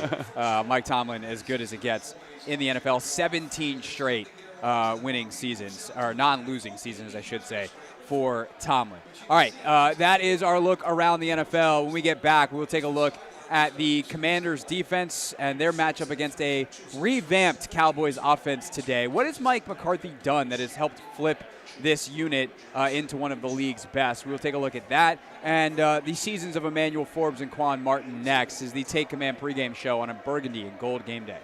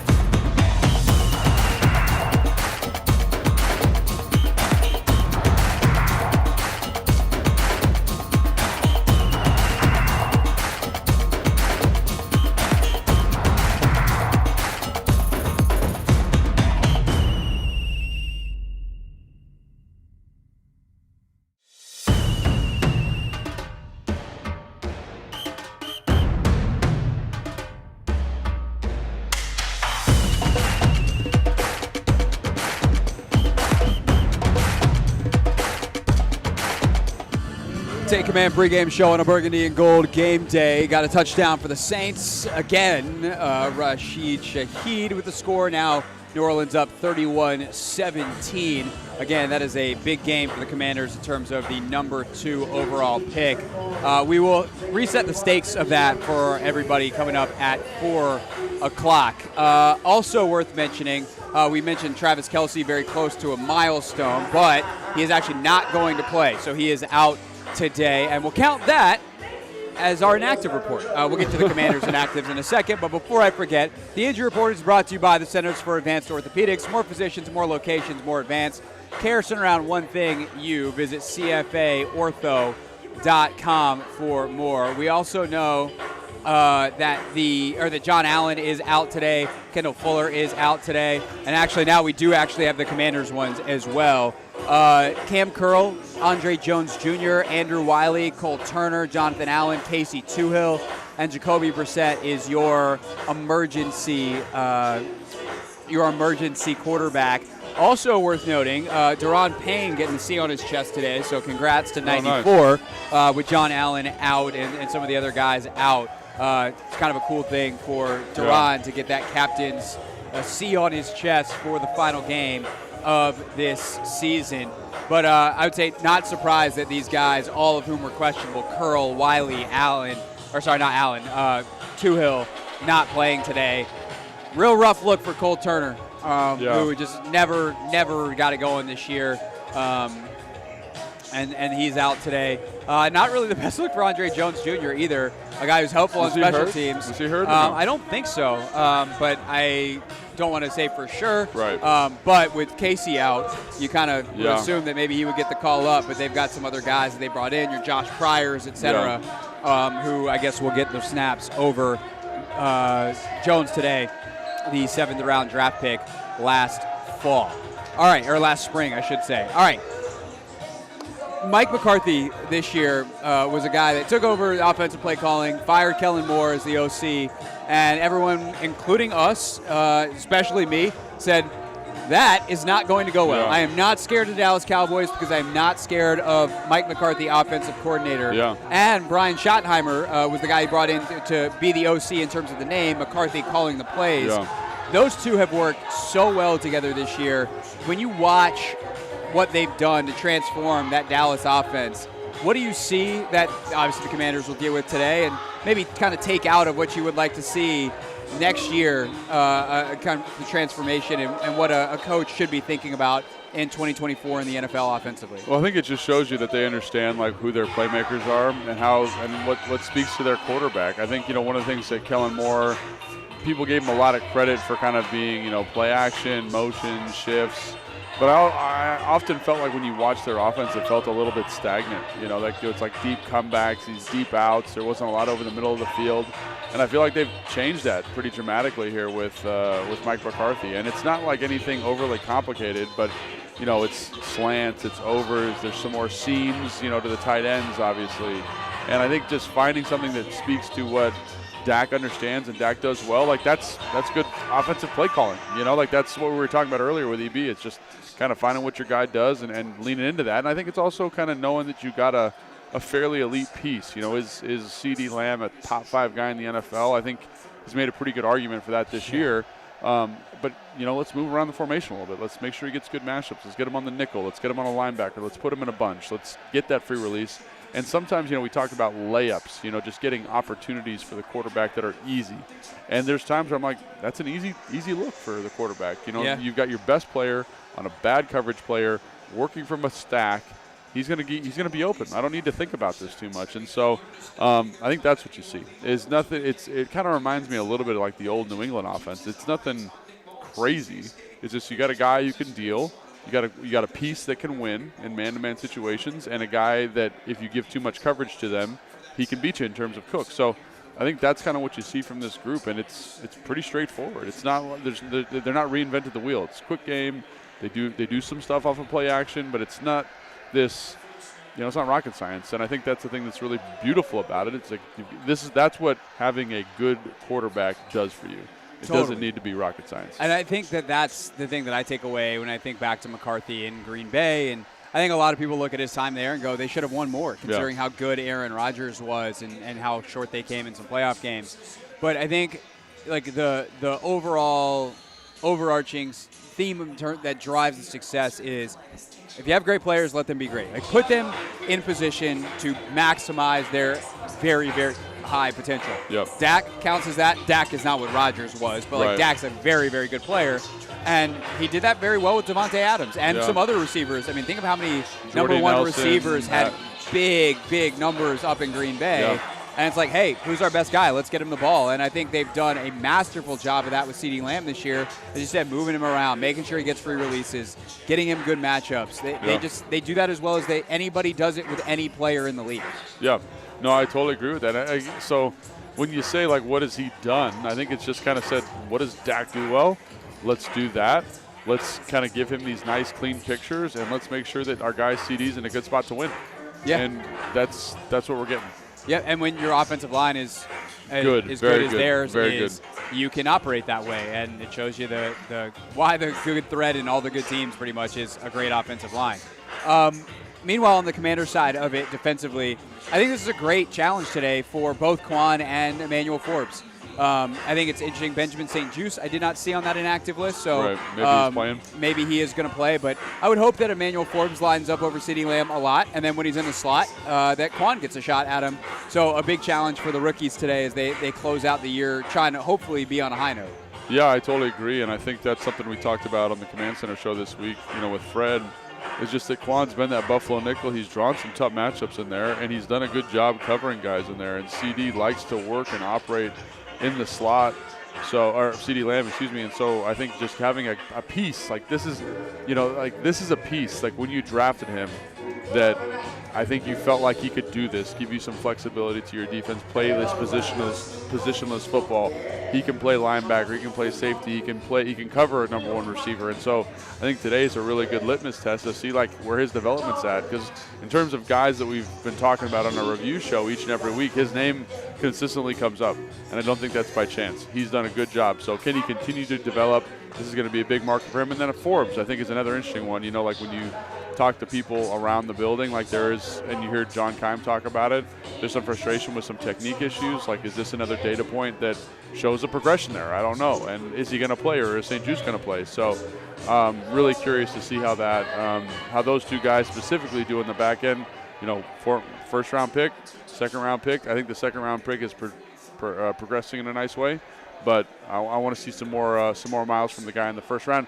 And it kind of goes back to that weird evaluation. A guy that was incredibly tough in college, incredibly physical, incredibly competitive in Quan, who seems to be kind of figuring out. And the big criticism of Forbes at the time was how tough and how physical can he be at the NFL level.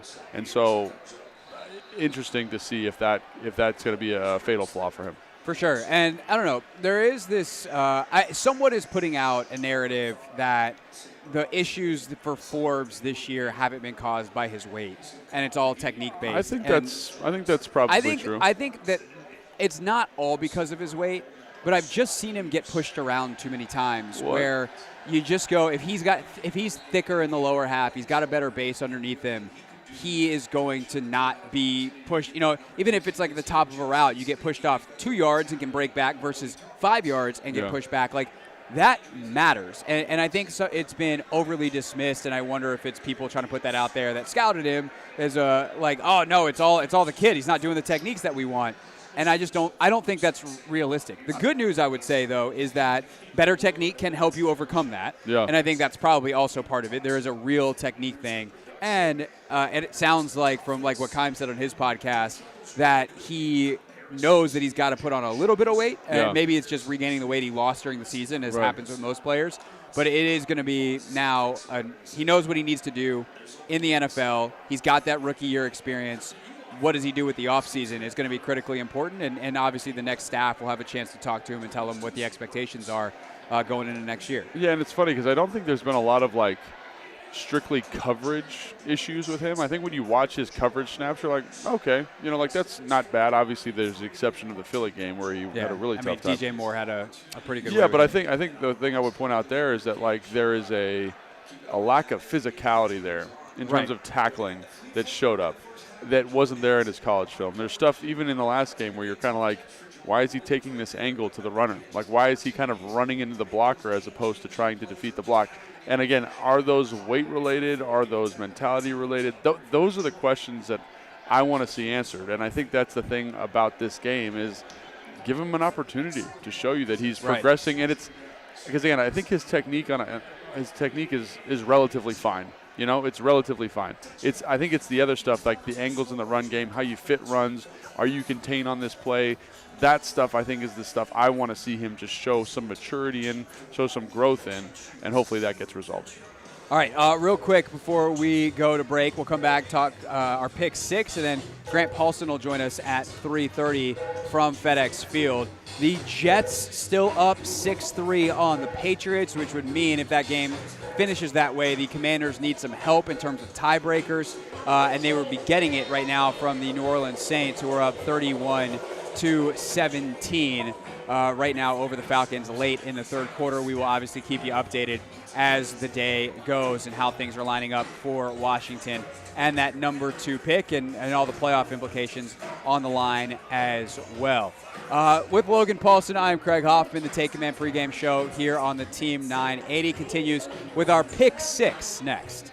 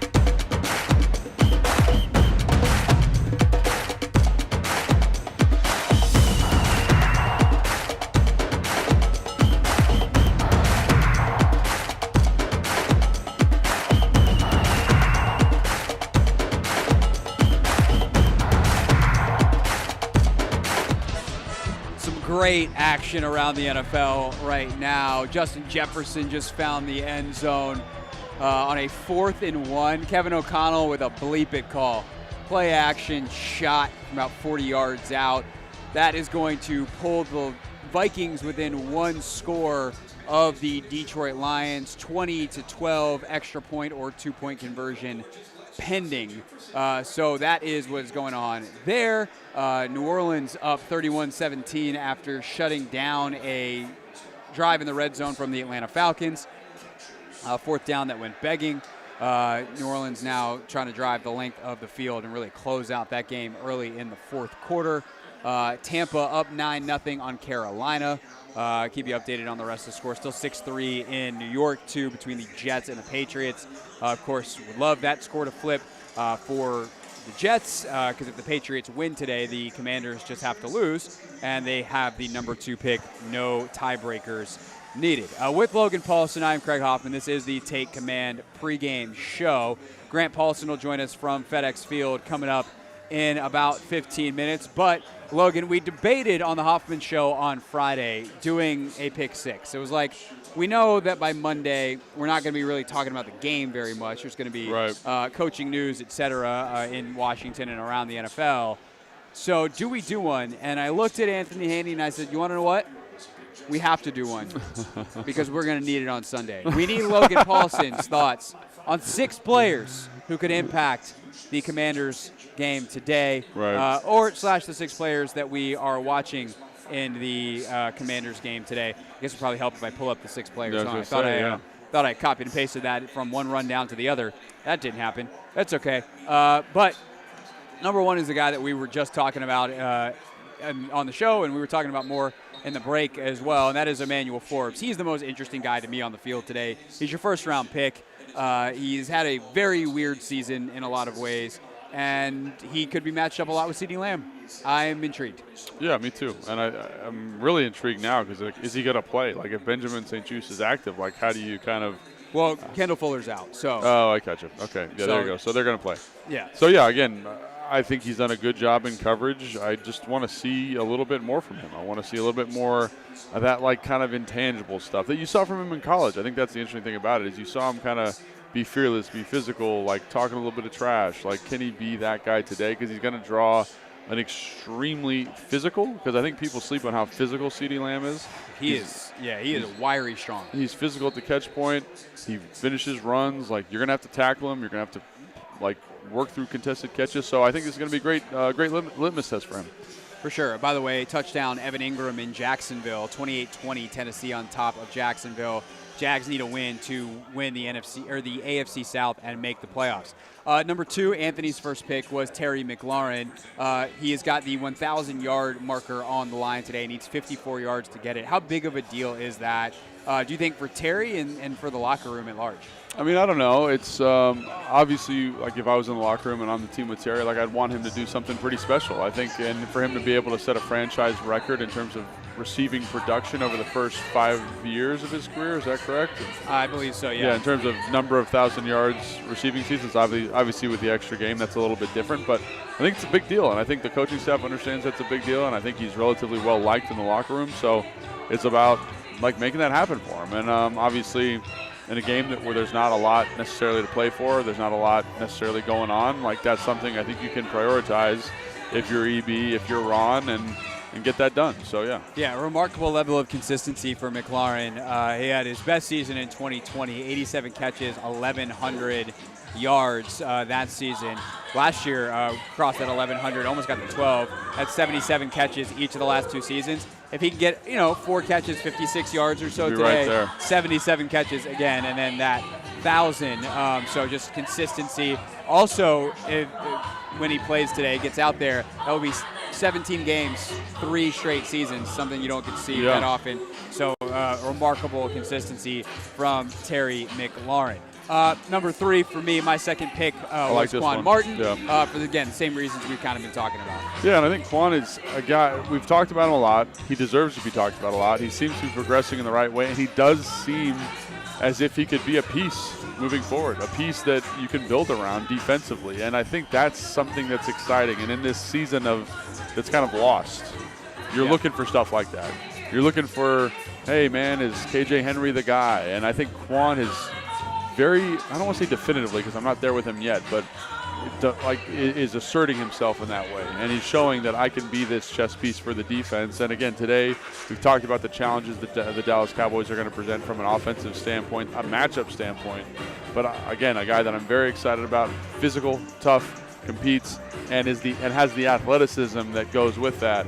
I think is going to be really exciting to watch. No doubt about it. Anthony's second pick, number 4 overall in our pick 6, was Eric Bieniemy. He's like, I haven't done it in a couple of weeks. And it's Did he do it last week? I was like, didn't you do it last week? It's funny because we talked on our preview podcast this week about how if you're just looking at this game with blinders on, not in the context of everything this season, you're just like, okay, I'm the Commanders. I want to win this game. I would like to attack it in all your normal ways. You'd run the football based off what Dallas has shown, and based off what you have been doing well the last couple of weeks. And I think it's going to be interesting to see how Eric calls it today. We've seen coordinators make funny decisions in the past about play calling in the final game of a season where they don't anticipate keeping their job. You played in that game in 2013 with Kyle Shanahan. It was a rough one. But I am very curious to see how Eric approaches today. I tend to think that they will play it much straighter than the Shanahans did in 2013, but we'll see. It'd be hard to tell the difference, though, I think, with him, with how often he throws the ball anyway, right? They have run the ball more the last couple of weeks. Sam hasn't hit 40 attempts in a while. Yeah. So if all of a sudden there's a 50 burger today, I think it's that. Or honestly, I think there has got to be some small part of Eric Bieniemy, former running back Eric Bieniemy, that goes, you know what? All season they've told me run the football. I'm going to run it every snap. That's what you're hoping for. Honestly, yeah, I would love to be home for dinner tonight on a 425 kick. Yeah, I mean, this is an interesting one by Anthony. It's interesting because what's EB going to do other than call the game? Like, this is a kind of a meaningless football game. Results-wise. You want to see, I guess you want to see him kind of maximize Sam in this game, which is something that I've wanted to see every single week. What does that look like? Is he running the football more? Is he throwing the football more? So that's kind of my thought on that. Like, how does he approach Sam's continued development? How does he approach kind of his offensive play calling identity? For sure. By the way, touchdown Lions, bouncing Great back play. after giving up the. Great play. Yeah, I love that. They got a little high cross, hold the safety against cover 2, let Amon-Ra St. Brown sneak up the sideline. Love that. Love a good cover 2 beater. Number 5, Jahan Dotson. Dotson spoke up this week about the culture, and I think when you speak up, you get extra eyes on you. So, hey, Jahan, here are our eyes. And he's another guy that we kind of in that Forbes category a little bit. Not like a bad year necessarily. Not a good one, though. Not as productive as we thought. Like how realistic are his opportunities? What does that look like with Jacoby? But again, there's some stuff where you're like, how competitive has he been each and every week? How has he been putting it out there? And in a game where, there's not a lot of, globally to play for from a team standpoint, what am I going to do as an individual to kind of assert myself in this game? I think it's going to be a really good indicator. Because one of the criticisms of him in college was that he wasn't the most physical guy. There were other more physical, more competitive receivers, despite his tremendous route running ability, despite his tremendous ability to catch the football. I think he has that in him. Can he show that today? And that's why this game, I think, is such a beautiful game. I said it was kind of meaningless. To me, this is a game where you see what a guy is truly made of and how important this game is. And, I've talked to talent evaluators. It's like, I will watch your last 3 games.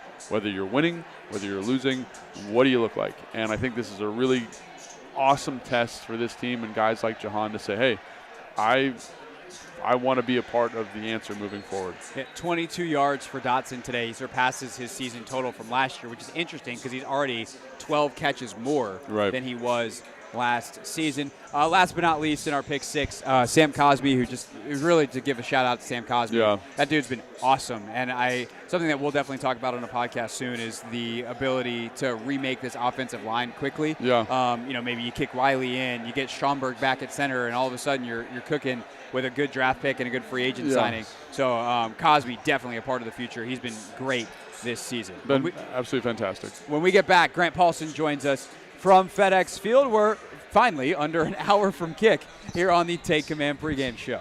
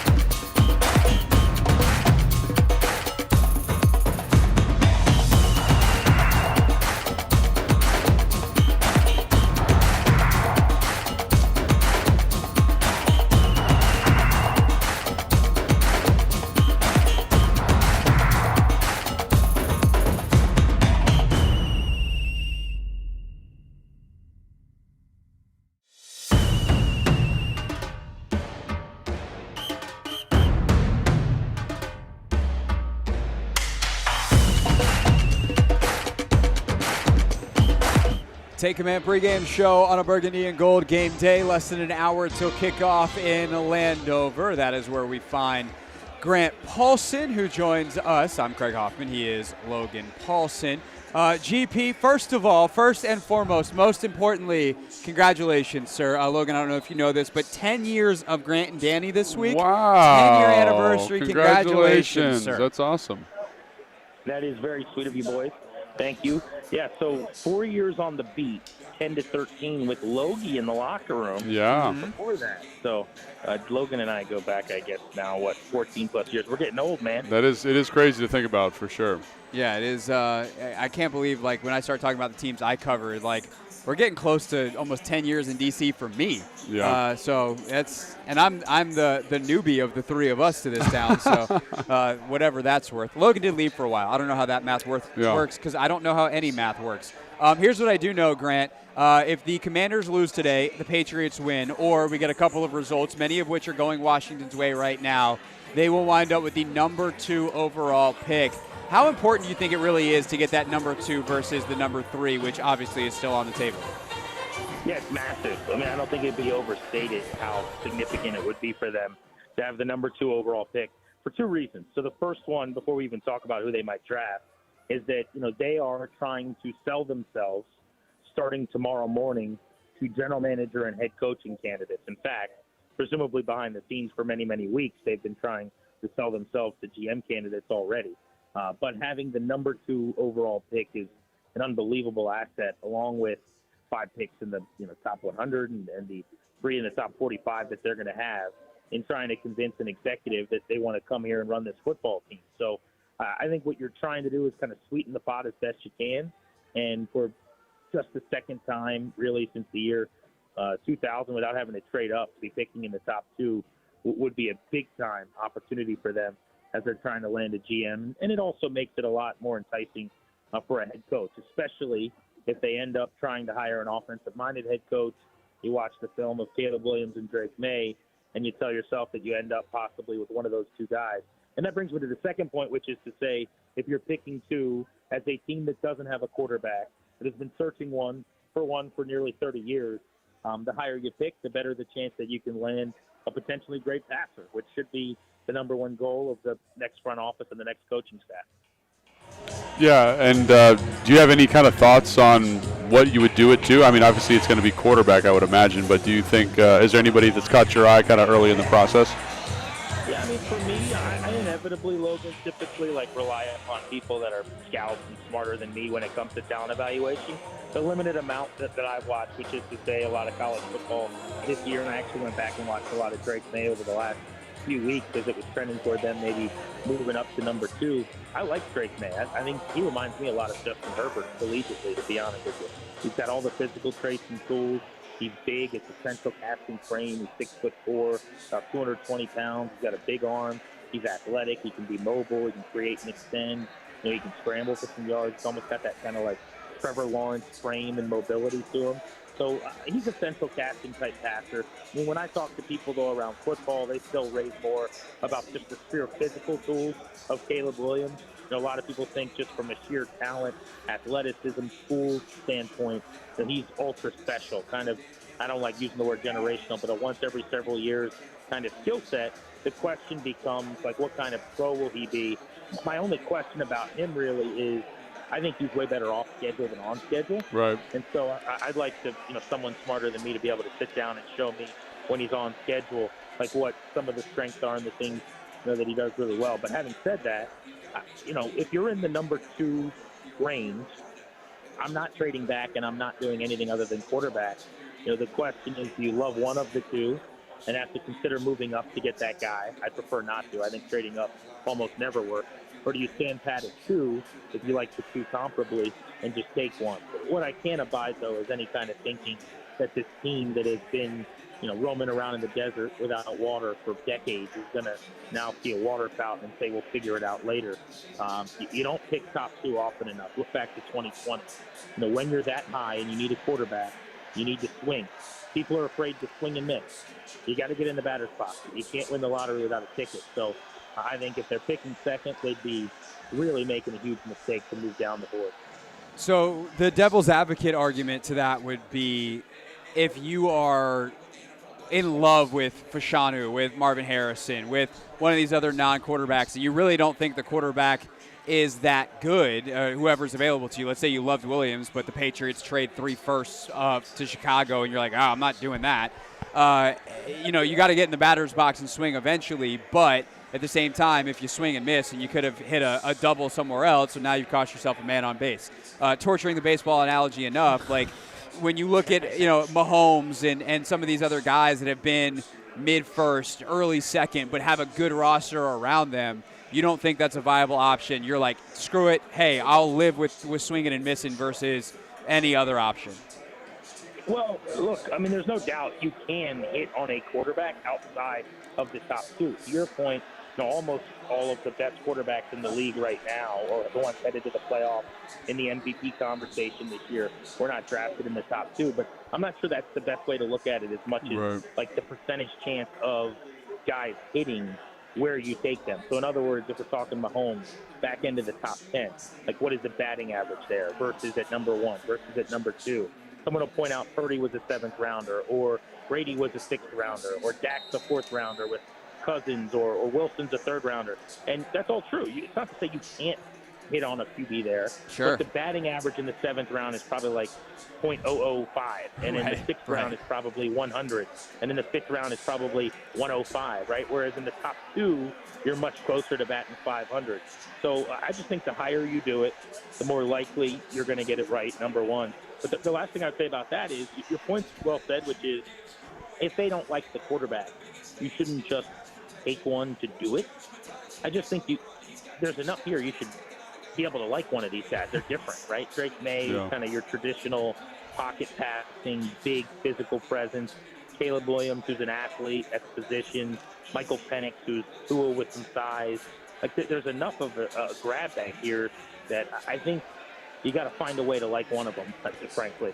And look, you could draft Fashanu, or you could draft Alt at left tackle, or Harrison at wide receiver. And all around this league, there's exceptional players at those positions that never win. Ask Joe Thomas in Cleveland what it's like to be the best tackle in the league and a first ballot Hall of Famer without a quarterback. The whole game is to have a QB that gives you a chance every single week. And when you pick second, they did it in 2020. And I was sitting here, I remember it. They took Chase Young instead of Herbert or Tua, who's doing fine now, and they paid for it since. I just don't think they should make the same mistake again with their first pick of a new regime like they did then.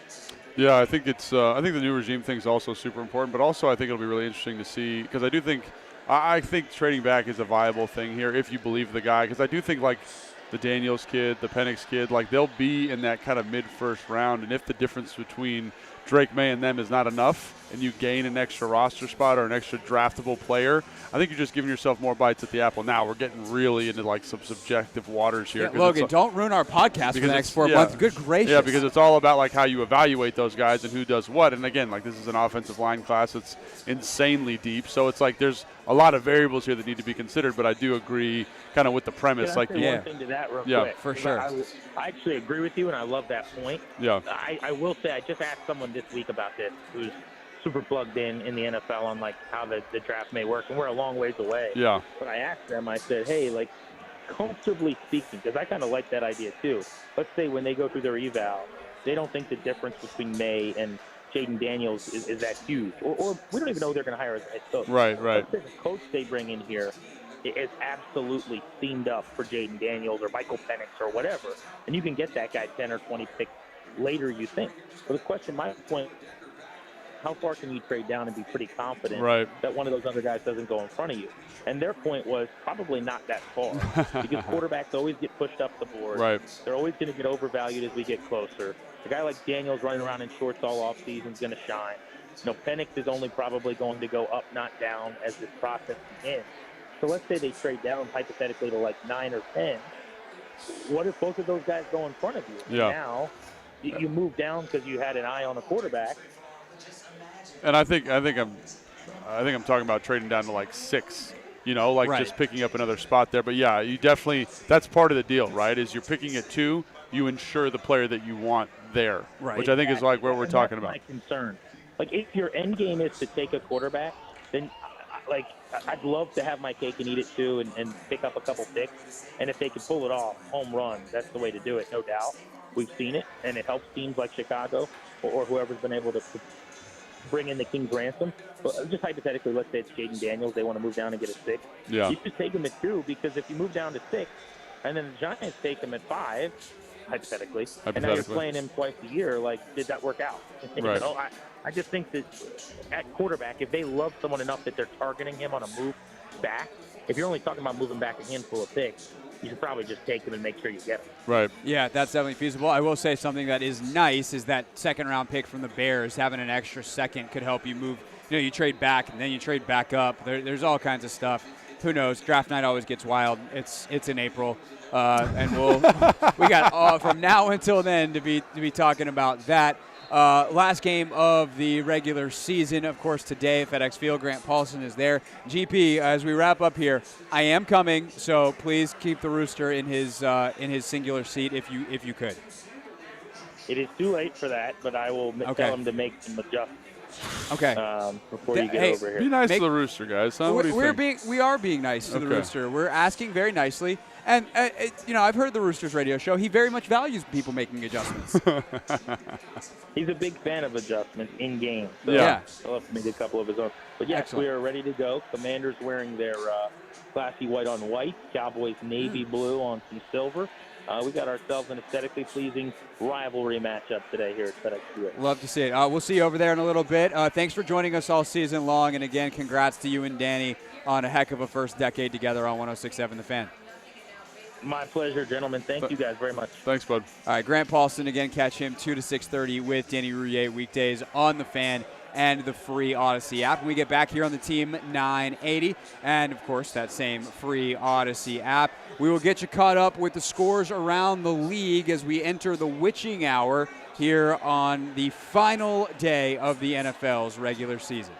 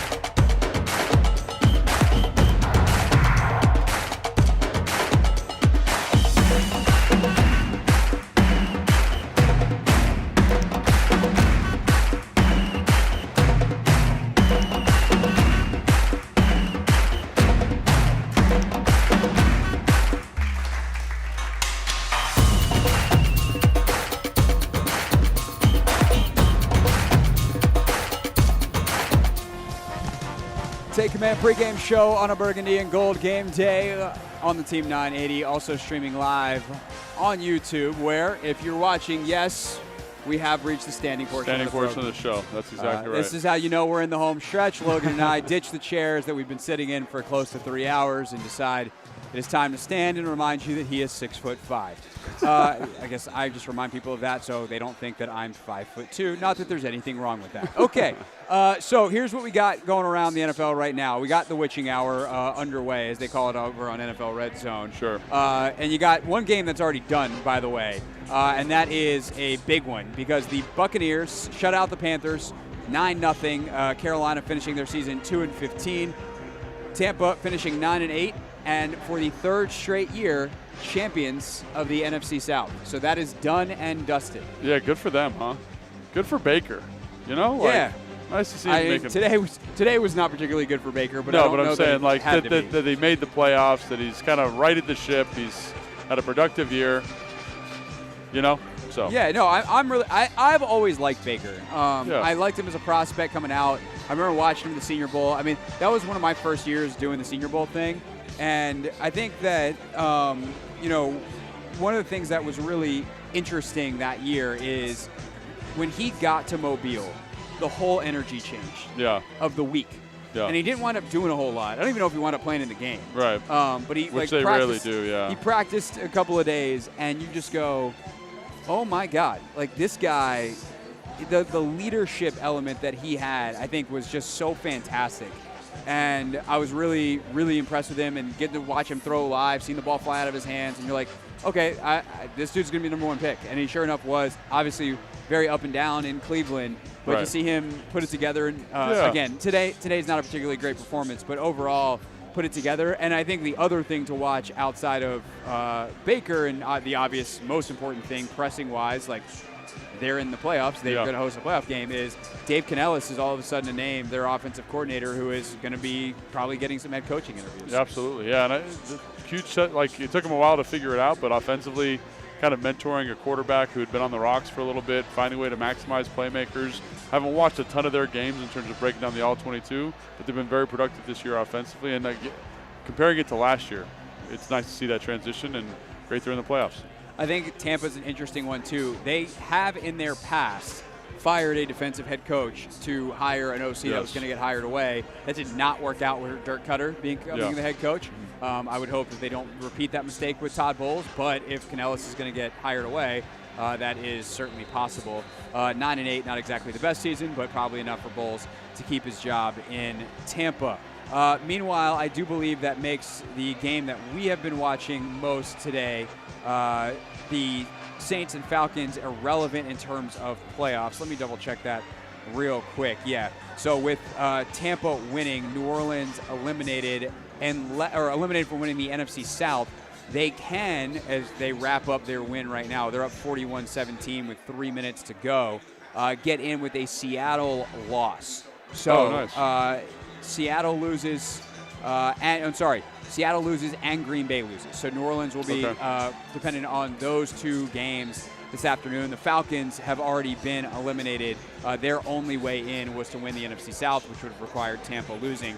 But I think more importantly, locally, New Orleans winning is a double whammy, excellent outcome for the Commanders, because the Commanders face the Falcons this year, actually one of their wins. The Patriots face the Saints. And so by Atlanta losing, that hurts Washington's strength of schedule, which helps them in the tiebreaker, does the opposite for New England, and thus Washington in good shape going into their game against the Cowboys on that front. Yeah, 100%. I mean, so good job. New Orleans figuring it out, helping the draft position, which is always important and kind of what everybody's caring about at the moment. So meanwhile, of course, that's only if the tiebreaker is needed, which right now it would be, because the Patriots are losing to the Jets 9-3 in what we all expect will be Bill Belichick's final game. However, they do have the ball. Yeah. And they are driving. So they are 2nd and 8 at their own 43 No way. with the ball. It has been a miserable day offensively in New England. Bailey Zappi is 9 for 25 for 65 yards. 27.9 passer rating. Yeah, he has been sacked a bunch of times to the point that they have 16 team passing yards. That's a tough deal, man. Don't like that stat line. Not very good. Meanwhile, Trevor Siemian, the better quarterback today, is 8 for 20 for 70 yards, Logan. Yeah, not a lot to say about this game. Hopefully, Hopefully Zappi can whip up a win here. Yes. Although it looks like they might have just actually turned the ball over. So let me see if I can confirm that. That's the one game that's not on a TV close to us right now. So it's way over there in the distance. Yeah. It looks like the Jets were celebrating. But no, I think they've maintained the ball. So we will obviously keep you updated on that. Jags and Titans. Titans looking to close it out and play spoiler. If the Titans win this game, which they're up 28-20, they have the ball right now.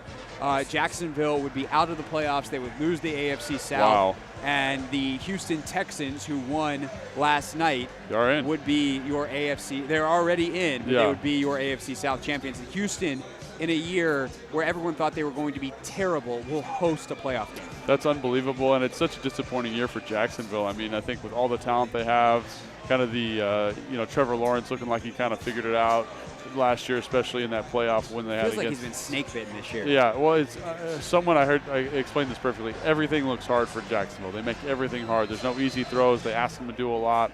I think that's exactly right. I think you saw that today. He made some excellent plays, found some good one-on-one matchups, but again, it's too challenging for them. They need to kind of reevaluate that offense and reevaluate who they want to be defensively too, because they obviously defensively they're struggling a little bit today too. No doubt. Browns and Bengals. Cincinnati going to win this one. 30 seconds left in the game. Bengals will finish the season above 500, which is pretty remarkable, all things considered. 31-14 over Cleveland, who rested a bunch of guys going into the playoffs. And then you got the Lions going to close out with another win. They will finish the season 12-5. They just had an interception to seal it, basically. They're up 10 now with 3:07 to go, 30-20, despite a monster day. 12 catches, 192 for Justin Jefferson. Also a big day for Nick Mullins. And again, kudos to the Vikings, man, and that whole coaching staff there, keeping those guys motivated, keeping them competitive, not a lot to play for, just playing spoiler, really. And they came out and gave had a Detroit Hail Mary shot at the playoffs. Gave Detroit everything that they had. So. Yeah, 391 for Mullins on the day in what will ultimately be a Vikings loss. All right, that is what else is going on around the NFL. When we get back, we will recap kind of the top stories of the day for the Commanders, and I'll give you your rooting interests, and you can see actually if this has been locked up at this point in terms of who the Commanders needed to win the tiebreaker or lose the tiebreaker, if you will, for the number 2 pick with the Patriots. That is next, and then we got our game picks and our final difference maker of the game of the season. Logan, better start putting your thinking cap on now. 25 minutes to go here on the Take Command pregame show.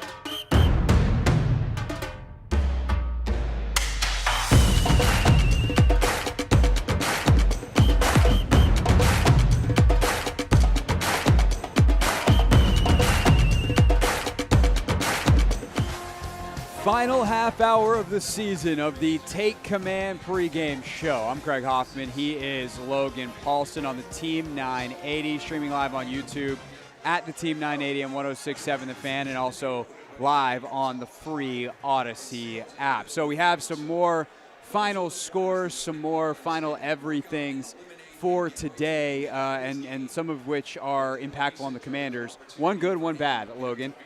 The Jets have finished off the Patriots, or I should say are in the final seconds, but they're now up 15-3. That Bailey Zappi drive that we said had some promise after 2 plays, that was the end of the promise. He got picked. The Jets then handed the ball to Breece Hall twice. On the second of those carries, he went 50 yards for a touchdown. So that is the end of that. However, on the tiebreaker front, so that was the chance for if the Patriots won and the Commanders lose, coming up at 425, number 2 pick is Washington. So that was the easy way. The harder route was getting help. The good news is they have gotten the help that they needed. Going into the day, you needed or going into the weekend, I should say, you needed, I would say, we'll call it 3 points. This will make sense in a second, Logan. Right. 3 points out of the following games, and a point for a win except for one of them. You needed Pittsburgh, Baltimore, you needed Pittsburgh. Houston, Indy, you needed Indy. Atlanta, New Orleans counted for 2 points. You needed New Orleans. Chicago, Green Bay, Denver, Vegas. You needed Green Bay and Vegas. Well, Pittsburgh obviously won yesterday. Yep. There's 1 point. Houston beat Indy, so nothing there. No. But New Orleans beat Atlanta. That's 2 points for Washington. That's it. That's all.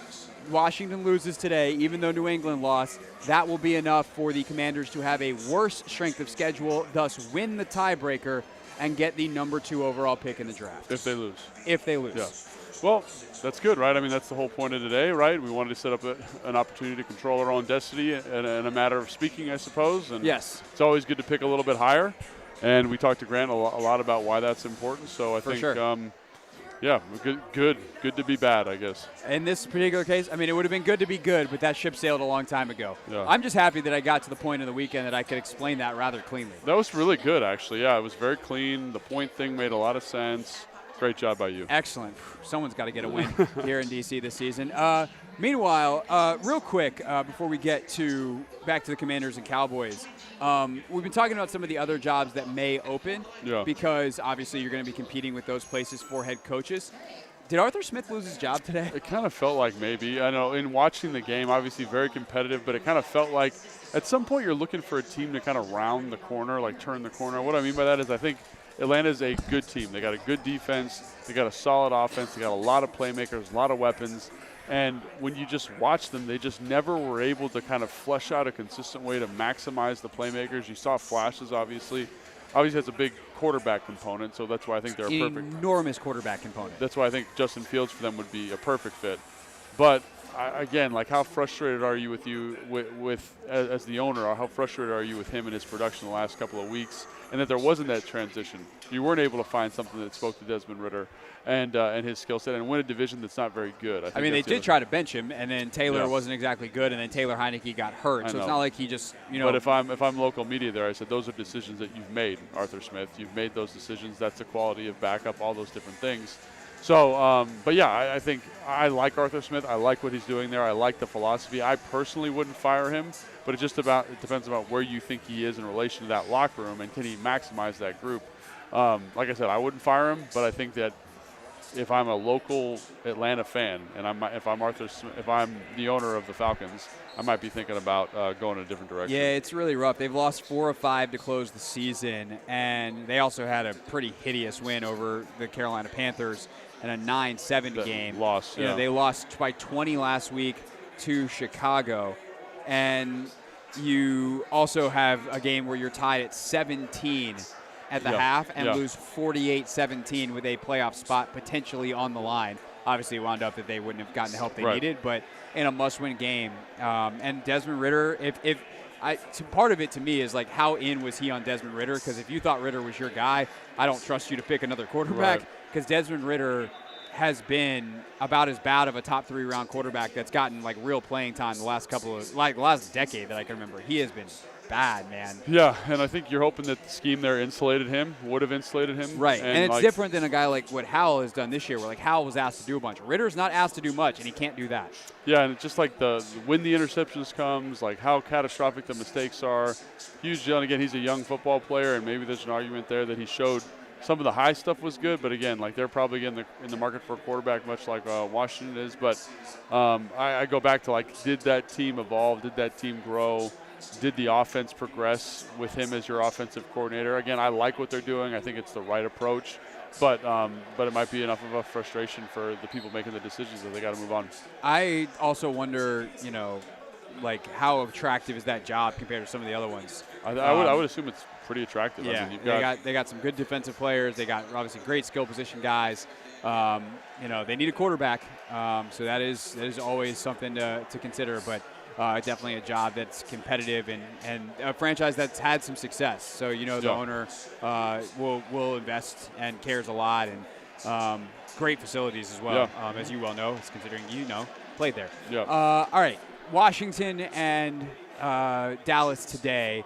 What to you is the most important thing, the biggest storyline today? Well, I think everybody's going to talk about losing the game, and I think there is some relevance there. But for me, it's really just to see young talent and how the whole roster competes. And I know a lot of people probably don't think it's that important, but you want it. One of the things that I think back to that Philly game in 2020, right, when they kind of lost, they looked terrible. Yeah. Is that I remember going into that offseason thinking, man, they are so far away from being good. Philly, you're talking Philly. about. They're so far away from being good. Like, I don't know what they're going to do for the next 3 years. But the nucleus of that roster was a bunch of really competitive guys, and they were able to add a couple pieces here and there and then make it work for them. And I think that's something that I want to see today is how much do we really need? Does the new coach, new ownership need to add to this roster to make sure that it is competitive next year? I think they're a quarterback away for sure. Are they a quarterback away, or what are the other pieces that need to be in that kind of wish list of position? And then how do we go about acquiring them? And is it a 1 year vision, a 2 year vision? Because I think if they go out and they show that they're a competitive, tough bunch of guys, and there's a couple, we can sign a right tackle and bump Riley into guard. Maybe Cornelius Lucas shows us enough that he could be the left tackle in a holdover. You know what I'm saying? Yeah. You get Stromberg back, the offensive line's patched up for a little bit. Like that type of thing, those types of decisions are not made solely on this game, but they definitely factor in like how competitive, how tough this team looks today. So one of the questions that I have is there anything Sam Howell can do in Week 18 to kind of change his future trajectory? We'll answer that next, give you our difference makers of the game, and wrap up the final, the season finale, if you will, of the Take Command pregame show next on a Burgundy and Gold game day.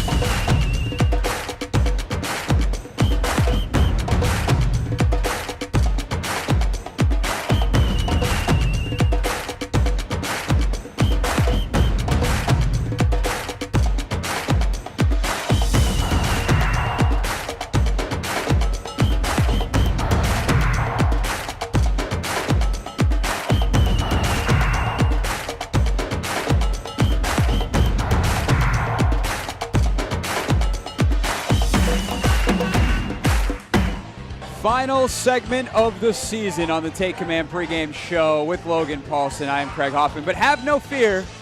The Take Command podcast is going nowhere all offseason long. We'll be with you 2 times a week in the offseason on the podcast, talking about everything that's going to happen. Logan will still join the radio show for me, of course, the Hoffman Show here on the Team 980, 4 to 7 daily. Anything else from a housekeeping standpoint we should let people know of? No, just our draft coverage is going to be pretty on point. We're excited for that.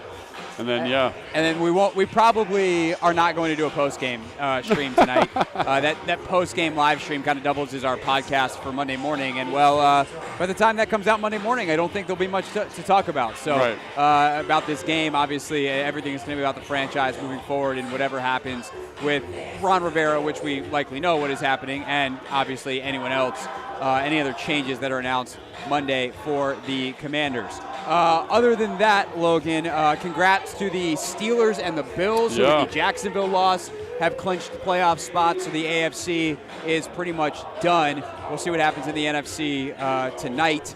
And, of course, the seedings will change based off the Buffalo-Miami game this evening. That one, the AFC East on the line. All right, so with all of that said, final pieces of business for the Commanders this season. Is there anything Sam Howell can do today to really change his fortune, you think, with this franchise moving forward? I mean, I don't think so. I don't think so either. I mean, I think it would have to be something. I mean, even if he goes out and has 400 yards receiving and 400 yard passing and 5 touchdowns, I think you look back at the last 6 weeks, 5-6 weeks, and say that was a pretty rough stretch for him, and it gives you enough pause and enough doubt that you say, well, we definitely still got to look at quarterback with that second overall pick potentially, and I think that's ultimately what it boils down to. Is like he was in a position earlier, probably kind of through that week 9-10 area where it was his. He had it. He just needed to kind of finish the year out and not even play great, just play with some level of consistency, and he just wasn't able to do that. And I think that's, again, enough of a blemish for a guy that the organization doesn't have enough invested in to say, hey, we got to look someplace else. Yeah, and I think ultimately it comes down to this. The things that we thought were concerns for Sam coming into the year wound up being legitimate, and they never really got better. Yeah. And that's I think, the ultimate death knell for him. And I think fans say, oh, well, like, he did all this good stuff. And I think they were hidden for a while, right? They were still there. When we do our film breakdowns, we talk about how he's taking pressure, not throwing with anticipation, but he was doing enough other good stuff that made you forget about it. And he needs to do that other stuff better. And I think we just saw, like, what this offense and what the NFL does to quarterbacks that don't do those things well, don't throw with a lot of anticipation, don't throw with great accuracy at all times. And I'm not saying you can't get better in those areas, but I don't think the team has any responsibility to kind of ferry that development any longer. And I think he'll be part of the organization. Yeah, I think it's like he'll develop. It just won't be as the starting quarterback. But I think he instantly becomes one of the better backups in the league. Yeah. And I think that ultimately, if you have a 5th-round pick and a really good backup quarterback, like, it's not a bad use of a 5th-round pick, even if it's not the miracle that I think a lot of us were hoping for and thought was possible based off some early results this season. Also, some of that hope came from the fact that he destroyed the Eagles a couple times, and turns out they're not very good defensively. Yeah. All right, our difference maker of the game is how we wrap things up. It's presented by Zips Cleaners. Zips Cleaners knows that looking good makes all the difference, whether on the field, on the job, or wherever life takes you. At just $3.29 or less per garment, we make it easy and affordable to look your best. Find a Zips Cleaner near you at zipscleaners.com. Logan, as we wrap up from Tap Sports Bar here at MGM National Harbor, one final difference maker of the game of the season. Yeah, so I think for me it's probably, and there's a couple ways you could go with this. One, I think the guy who's going to play the best is probably going to be Sam Cosmi. So does that make him a difference maker? I don't know. The guy that I'm most excited to watch, we've talked about, is Quan Martin and Emmanuel Forbes, because I want to see those guys play well. But in terms of actually impacting the game on a down-and-down basis, I'm going to have to go with a guy like B-Rob and Gibson, I think, in the backfield. I'd like to see them get more opportunities to run the football. B-Rob, every time he touches the ball, while he's not always maximizing runs, is playing physically, is shown to be kind of a dynamic, explosive playmaker. I want to see him get more involved, and I think he's probably going to have the biggest impact on the game. My difference maker of the game will be... Oh, man, this is tough. It's tough, man. It's tough. Terry McLaurin. I could go Terry. He's going to get that 1,000 yards. Part of me wants to go Deron Payne. Shout out to him. He's got the captaincy on his chest. Yeah, that'd be great. So congrats to him. You know what? He's one of the best dudes I've ever met in the league. I'm just going to go my guy Terrell Burgess on the back There you end go. today. Yeah, that's your Burge, guy. he was a guest on Tress Way's podcast this week. Yep. He's a great Hang dude. time. Yeah, he's just an A-plus dude who's actually played pretty solid ball the last couple weeks. No Cam Curl today, so Terrell, you're the last line of defense, buddy. Hope you have a good day today. Because they actually have shut things down on some of the coverage bus. Dissipated, and had none last week. Of course, there's other ways that San Francisco scored. Dallas fully capable, but we'll see what happens today. That's how we wrap it up for the Take Command pregame show on the 2023-24 season. We will see you for a Take Command podcast early on in the week, reacting to whatever happens tomorrow. Of course, I'll have full coverage as part of our team coverage on the radio starting at 4 here on the Team 980. You got Sunday Night Football tonight here on the Team 980. You got Maryland Hoops coming up at the top of the hour. And other than that, Fox Sports Radio will take you until then. For Logan Paulsen, I'm Craig Hoffman. We're off to FedEx Field. Thanks for listening all season long to the Take Command pregame show.